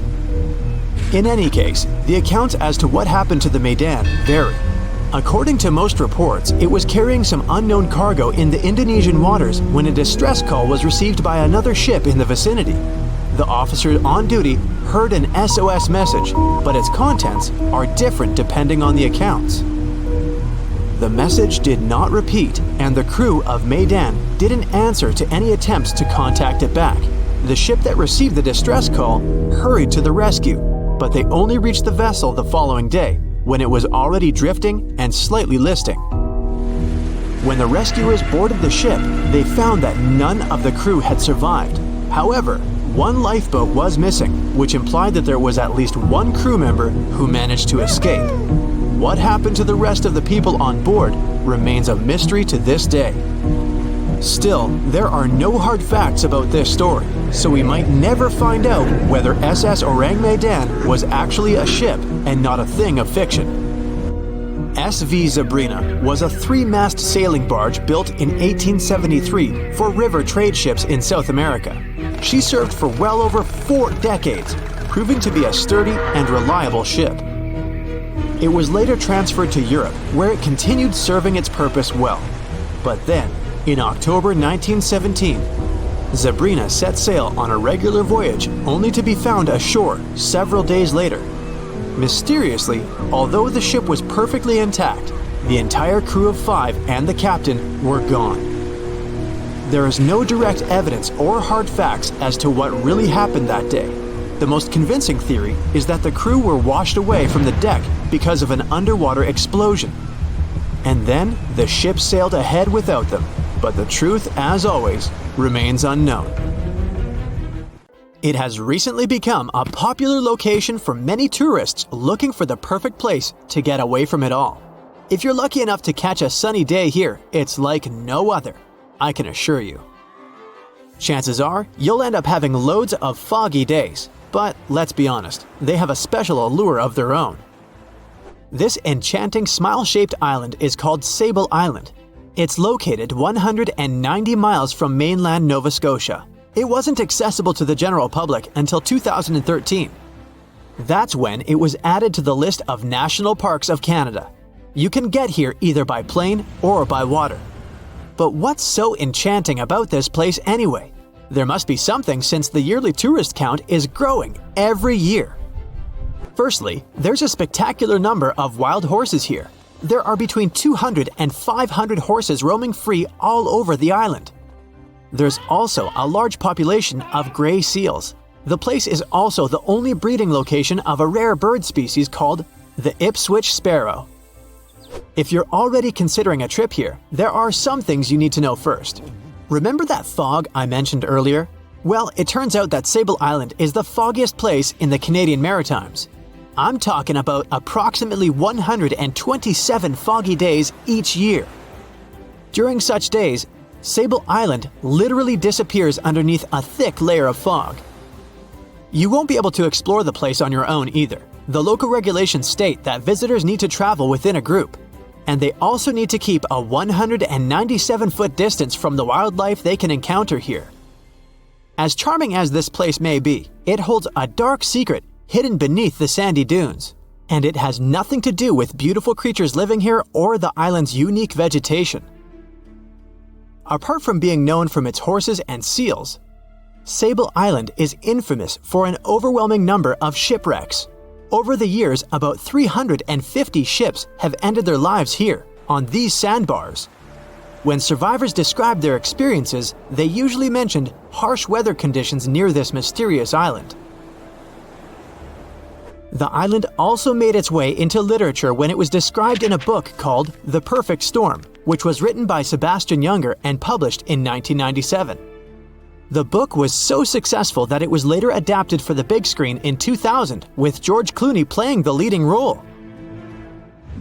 The first recorded shipwreck near Sable Island dates back to 1583. The boat was named the HMS Delight and was under the command of British adventurer and explorer Sir Humphrey Gilbert. Only 17 people managed to survive the catastrophe by escaping in a small boat. Records mention that they spent 7 days at sea before reaching the shores of Newfoundland. In 1884, another vessel named the Nicosia struggled in the thick fog as well. The ship was completely destroyed, but fortunately, all 18 crew members managed to survive. The captain's son was almost lost at sea when a lifeboat capsized when he was climbing into it. He somehow managed to stay underneath the lifeboat, which was completely submerged. When this lifeboat righted, he eventually emerged from the water and was rescued for the second time. The years between 1947 and 1999 were relatively quiet on the island. In 1999, though, a yacht called the Merrimack ran aground near the shore of the island at about 2 a.m. on July 27th. The 40-foot fiberglass boat had a crew of only 3 people.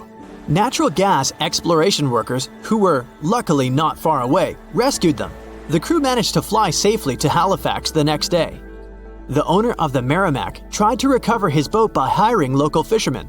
Unfortunately, this operation was unsuccessful, since only the fittings of the yacht were eventually saved. It took no more than 6 weeks for the sand and waves to crush and completely break up the hull of the Merrimack. So what is it about this place that's so dangerous for boats? Does it have anything to do with the weather? Or maybe there's other forces at play? The explanation turns out to be a bit more complex, and it wasn't easy to figure out, at least not way back in the 1500s. First of all, the island is located close to one of the world's richest fishing grounds. Since it's also near one of the major shipping routes between Europe and North America, hundreds of vessels sail past it each year. The likelihood of shipwreck increases when there are so many boats roaming around the area. Sable Island is also in the way of most of the storms that move up the Atlantic coast of North America. It's no surprise that boats often get hurtled straight onto the shores of this island. The weather has a lot to do with it too. During the summer season, the warm air from the Gulf Stream creates a dense fog as it merges with the cool air by the Labrador Current that passes by the island. Other currents don't help the matter. Sable Island is next to the meeting point of three major ocean currents: the Gulf Stream, the Labrador Current, and the Belle Isle Current. Since the 1950s, radars and other modern navigation tools have been used on commercial vessels as well. Up until then, the sextant was the main instrument used to figure out a ship's location. It doesn't mean that sextants weren't accurate, but this instrument couldn't work properly without a clear view of the sun or stars, which means it didn't help much in dense fog, such as the one surrounding Sable Island, or when it was cloudy. Often during bad weather, the captain of a ship navigated, relying on their experiences and intuition based on the ship's speed and direction. That's why most of the survivors in shipwrecks near Sable Island said that the captain had simply miscalculated the ship's position, crashing into Sable Island by accident. This dusty, sandy land is as unfriendly to ships as it is to trees. There's reportedly a single tree on the whole island, and it looks a lot more like a bush. It's actually a pine tree. And since the famous island horses don't see it as much of a food source, it somehow managed to survive. Reports say that the tree was planted back in the 1950s. Local authorities were trying to grow a forest on the island to make it a bit more welcoming. They've planted tens of thousands of trees over the years, more than 69,000 evergreens, 600 fruit trees, and about 55 pounds of pine seeds, along with other plants which could survive the conditions on the island. But they were no match for the extreme weather and sandy soil. Out of all those plants, just one pine tree is still alive. Thanks to its resistance, it has even become a symbol of Sable Island. Interestingly, for around 40 years, the island also had just one inhabitant. Can you imagine that? One person living on a remote island for so many decades? It's the story of a woman called Zoe Lucas. She chose to surround herself with the only residents on the island: the horses, the gray seals, and the many species of birds. An esteemed naturalist, she mentioned in an interview she gave back in 2017 that she was used to living on the island and that she never got lonely. To survive here, she had to put together an essentials kit. It included a notebook to take notes and a pair of binoculars to study the wildlife. You can safely assume she wasn't scared of the intimidating surroundings, since she decided to eventually call this place home. At first, Zoe wanted to set up camp on one end of the island, near some abandoned buildings. But eventually, she settled in a wooden house near a bunch of sand dunes. A Canadian institution called the Meteorological Service of Canada put together the simple construction back in the 1940s. Parks Canada operates the building these days. Zoe's work included gathering as much data on the local horse population as possible. It could help scientists better understand how they managed to adapt to the unfriendly environment. She also helped gather the debris that made it to the shore to help track pollution levels. Among all the rubbish that she collected, there was a refrigerator and a crate full of fresh peppers. Some other specialists eventually started working rotating shifts on Sable Island to offer the brave woman a little bit of company now and then. In 1945, 5 TBF Avenger aircraft took flight for a routine training exercise around the Bermuda Triangle.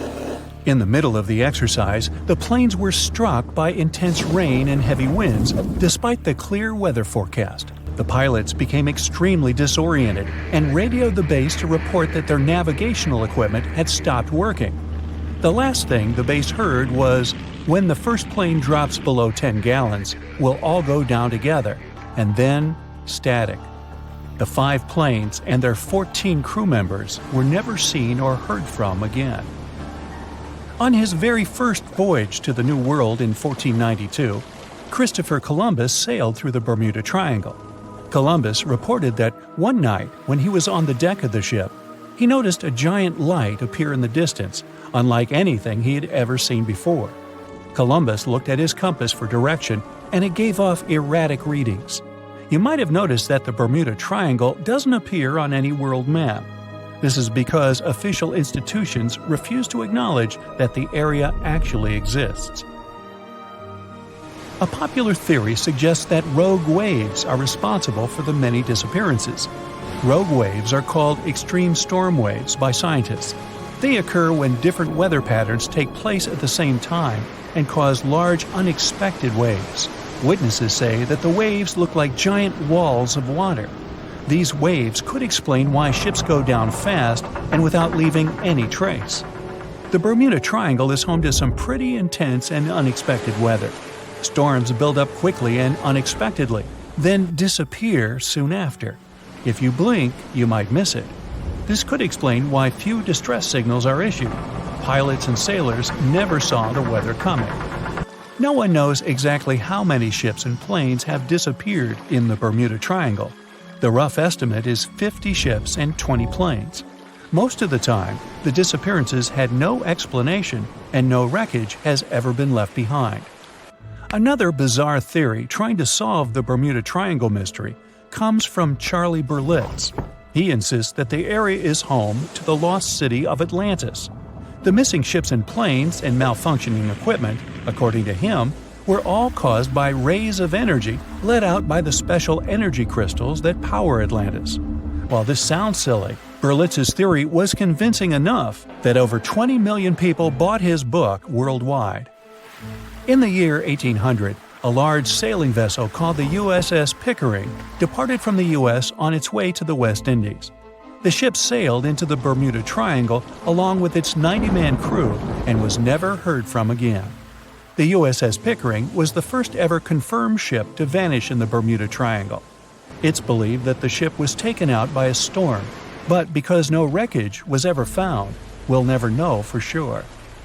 When the TBF Avenger planes went missing, a massive search operation was conducted. Boats and planes searched the Bermuda Triangle for any signs of the aircraft. One of the boats searching was a PBM-5 Mariner airboat. The airboat took flight at 7:27 p.m. and called in a routine radio message 3 minutes later.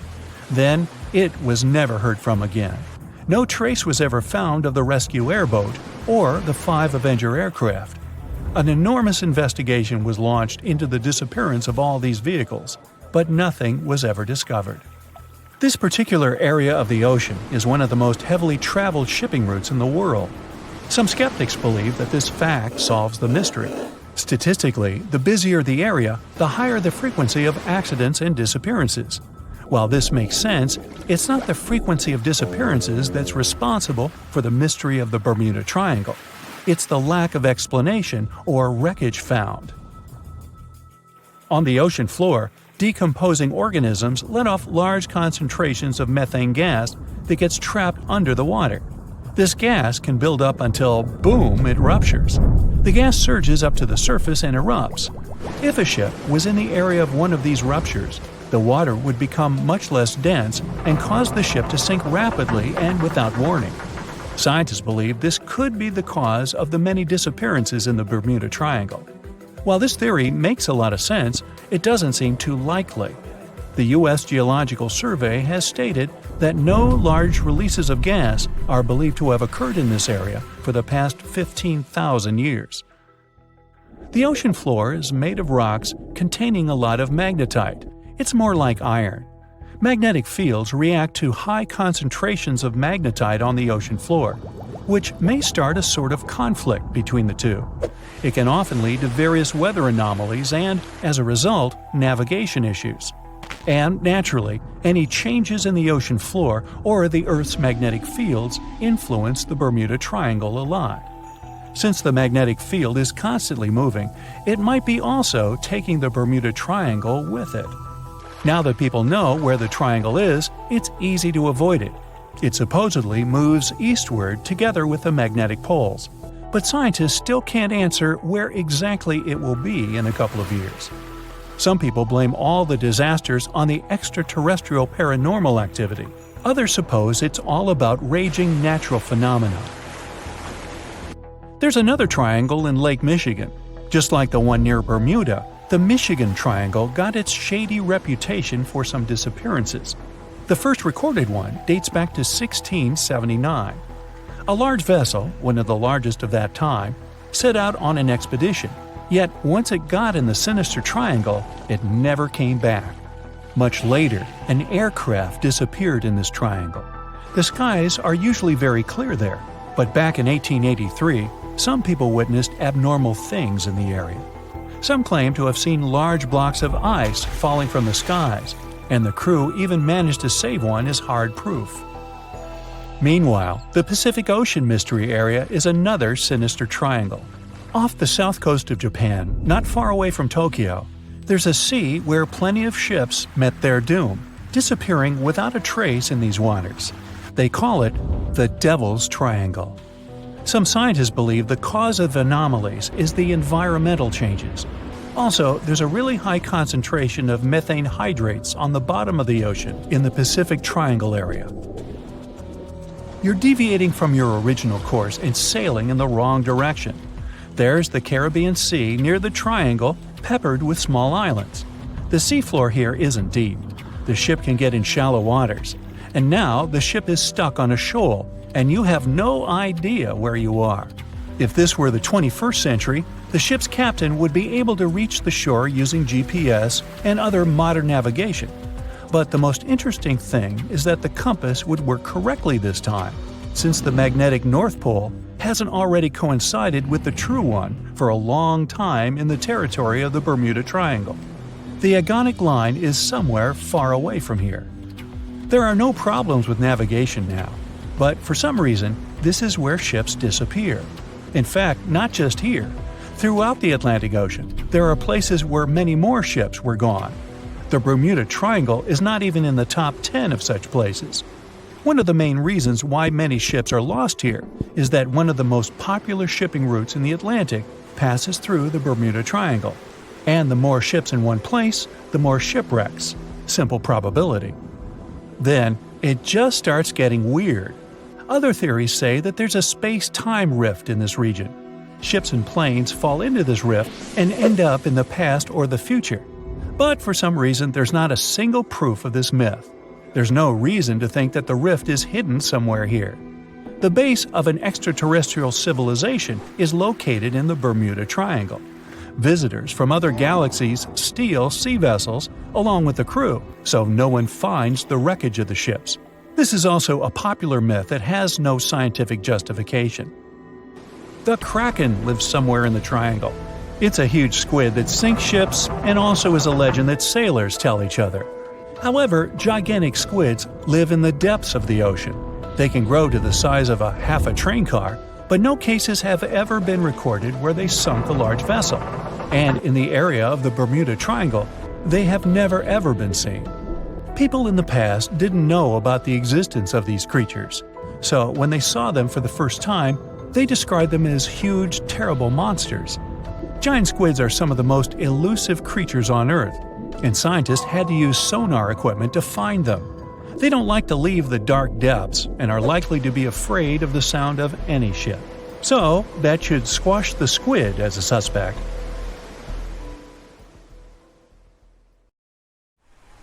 Back when it was built, the Titanic was one of the largest and most luxurious passenger ships, with high-class features like a grand staircase, a swimming pool, and a gymnasium.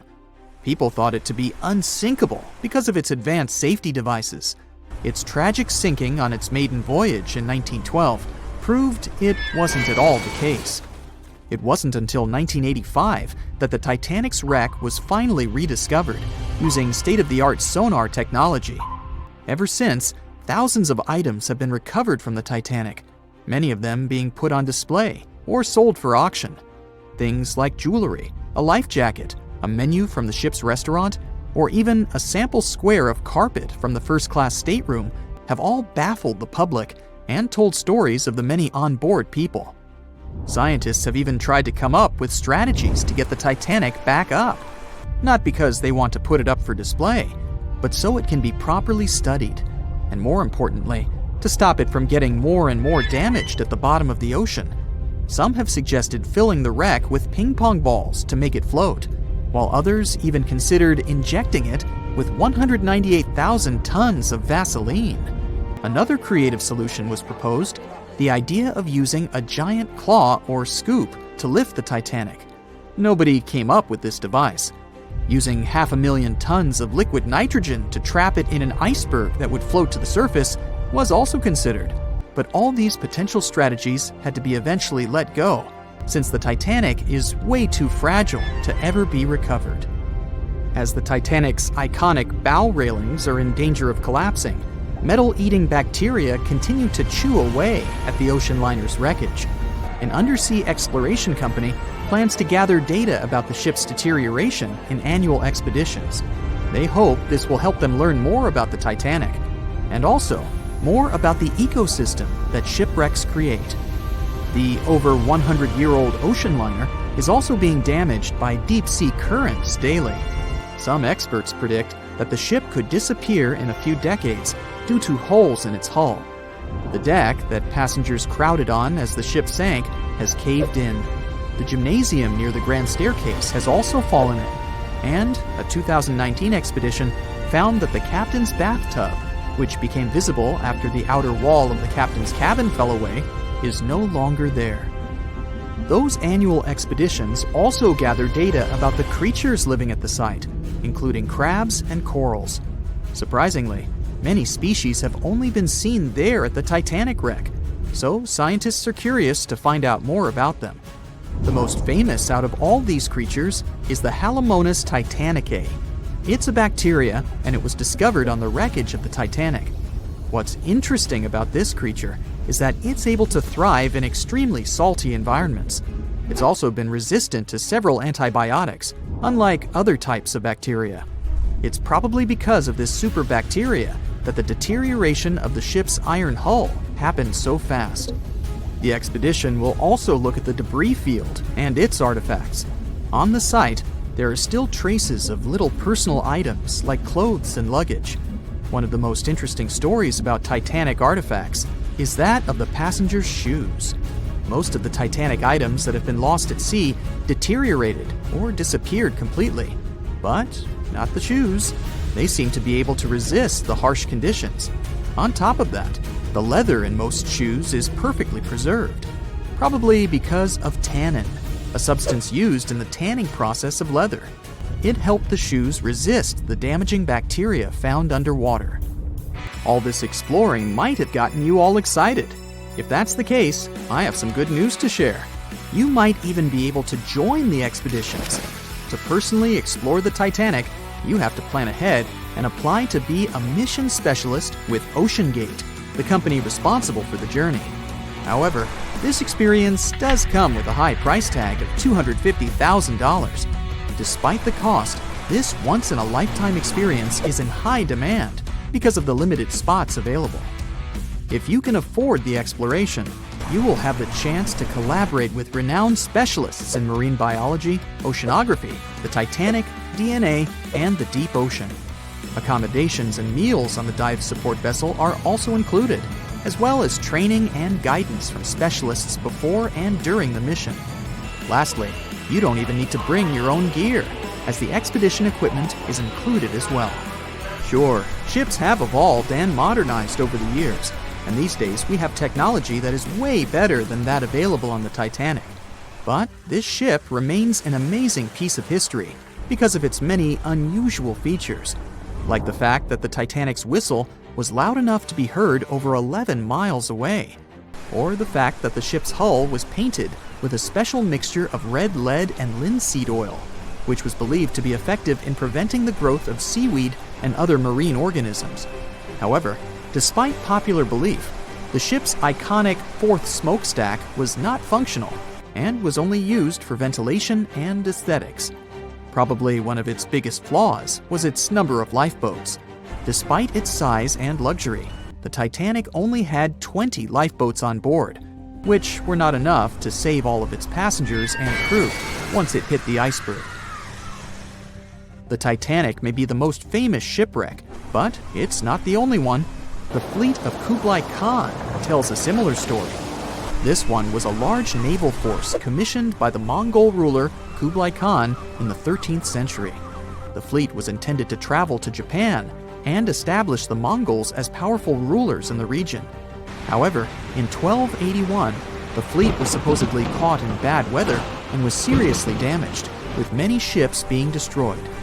Legend has it that the fleet was torn down by a massive typhoon that came to be known as the kamikaze, or divine wind.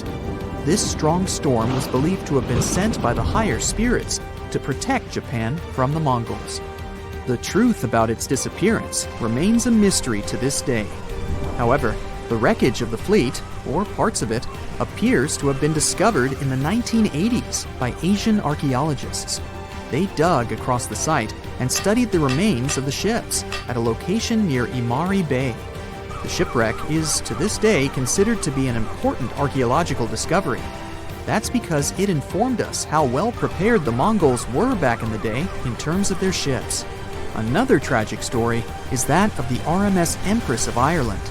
This was a British passenger ship that operated until May of 1914. This is when the ship was sailing from Quebec City to Liverpool, but it ran into the Norwegian collier SS Storstad in the fog off the coast of Rimouski, Quebec. The collision caused a large hole in the side of the Empress of Ireland, and the ship began to quickly take on water and sink. The crew and passengers were caught off guard, and many were unable to evacuate in time. In total, 1,012 people were lost in the disaster, making it one of the worst maritime collisions in Canadian history. Rescue efforts were hampered by poor visibility and the fact that many of the lifeboats were damaged or unusable. Only 465 people survived the sinking, and many of them were rescued by the Storstad, which had remained in the area despite its damage. The sinking of the Empress of Ireland was a national tragedy in Canada, and it led to changes in maritime safety regulations and the establishment of a Coast Guard. The ship still lies at the bottom of the St. Lawrence River, where it has become a popular dive site for enthusiasts.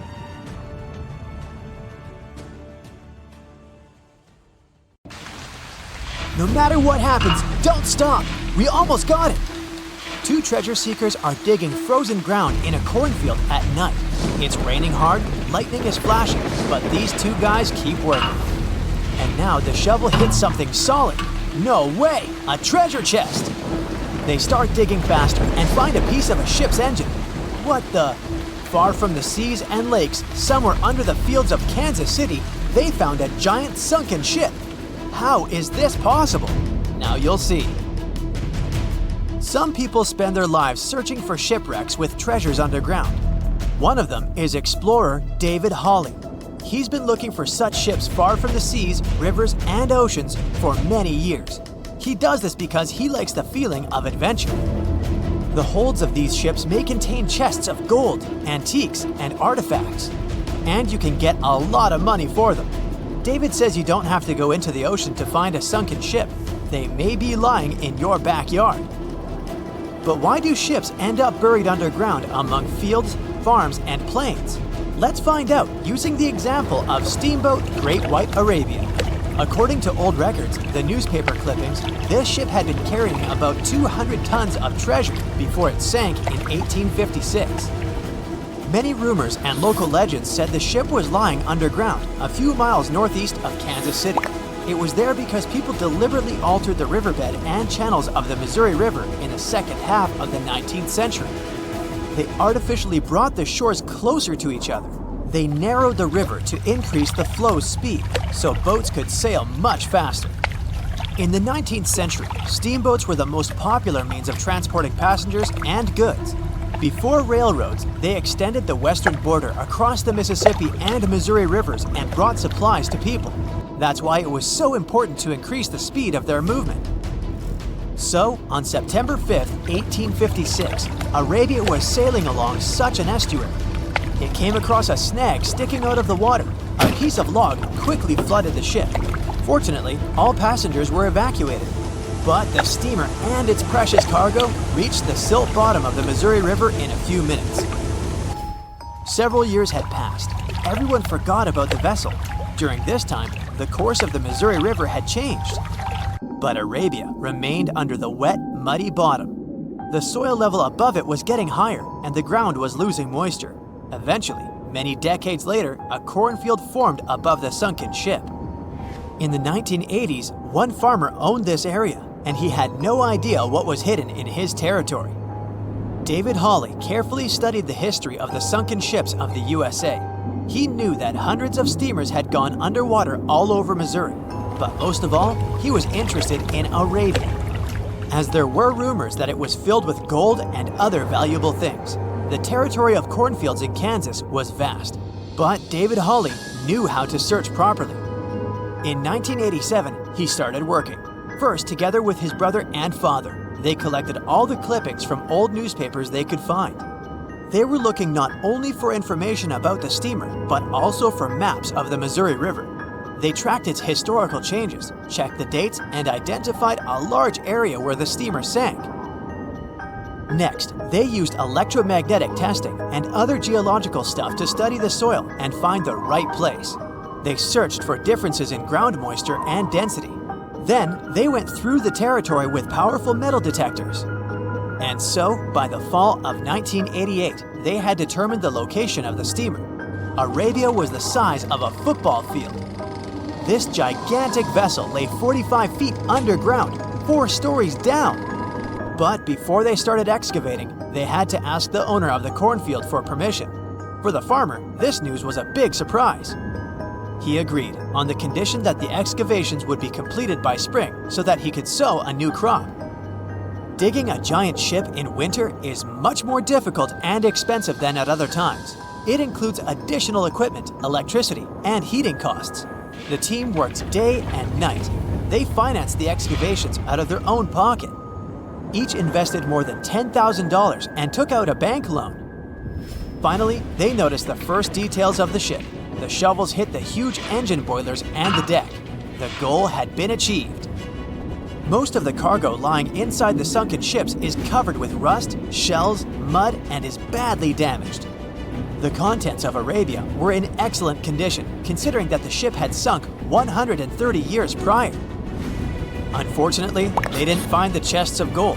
Still, they got several tons of other valuable cargo, household items of people who lived in the middle of the 19th century. It was a time capsule. The ship was carrying supplies for hundreds and thousands of people, and all these things were perfectly preserved. For example, they could clearly see the brand stamp Goodyear Rubber Company on one rubber shoe. The longer the excavations continued, the more things David and his team found. In the barrels, they found plates from the 19th century. They were intact and usable. Also, there were clean clothes, thousands of pairs of shoes, harpoons, frying pans, and umbrellas. The ship was carrying cargo to supply about 16 small towns. Yes, it's not gold, but such artifacts are also precious. The contents of the ship could be worth millions. However, the crew wasn't going to sell these things. They made a museum on the site of a former fruit market in Kansas City. If you go there, you will immediately feel like you're in a department store of the 19th century. There are thousands of items in good condition. Even the matches here are dry enough to light up. It took David many years to present the entire collection from the steamship. He values each of the items and doesn't want to sell them. Anyone can come here, pay for a ticket, and find themselves in the past. Who knows, maybe there's an old ship hidden in your backyard too. Geologists found an older vessel in the hot desert of Namibia in 2008. This ship sailed back in the days when pirates scared sailors on the seas, and now it's inside a dried-up lagoon. The ship sailed from Lisbon in 1533 and disappeared with the crew near a small diamond mining town. After almost 500 years, the hull had been badly damaged. Only the carcass of the ship remained, but the treasure hidden inside the vessel stayed intact. They carefully studied the boat for a long time, trying not to ruin anything. And then, 5 days later, they found a big old chest in the hold. Carefully opening it, they found gold coins there. Thus, the cost of the ship was estimated at about $10 million. The exact cause of the shipwreck is unknown, but experts believe the ship was destroyed by heavy cargo and bad weather. It went to the bottom of a lagoon that later became a desert.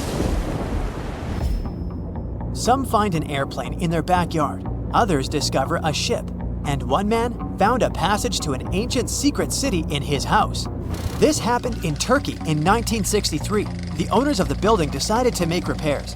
He went to his basement and knocked down the wall to turn this place into a living room. And so, behind one wall, he found a tunnel leading underground. The man thought it was some kind of a secret chamber. He went down there and realized it was something much more than that. It was an ancient city 18 floors deep. People built it in the years 780 to 1180 as a refuge from weather disasters and the invasion of enemies. This place also includes many underground tunnels that stretch for several miles in different directions. People could get to the town from different points using secret passages leading to these roads. The city can accommodate about 20,000 residents, livestock, and tons of food supplies. Archaeologists have also found a chapel, schools, stables, and public kitchens there.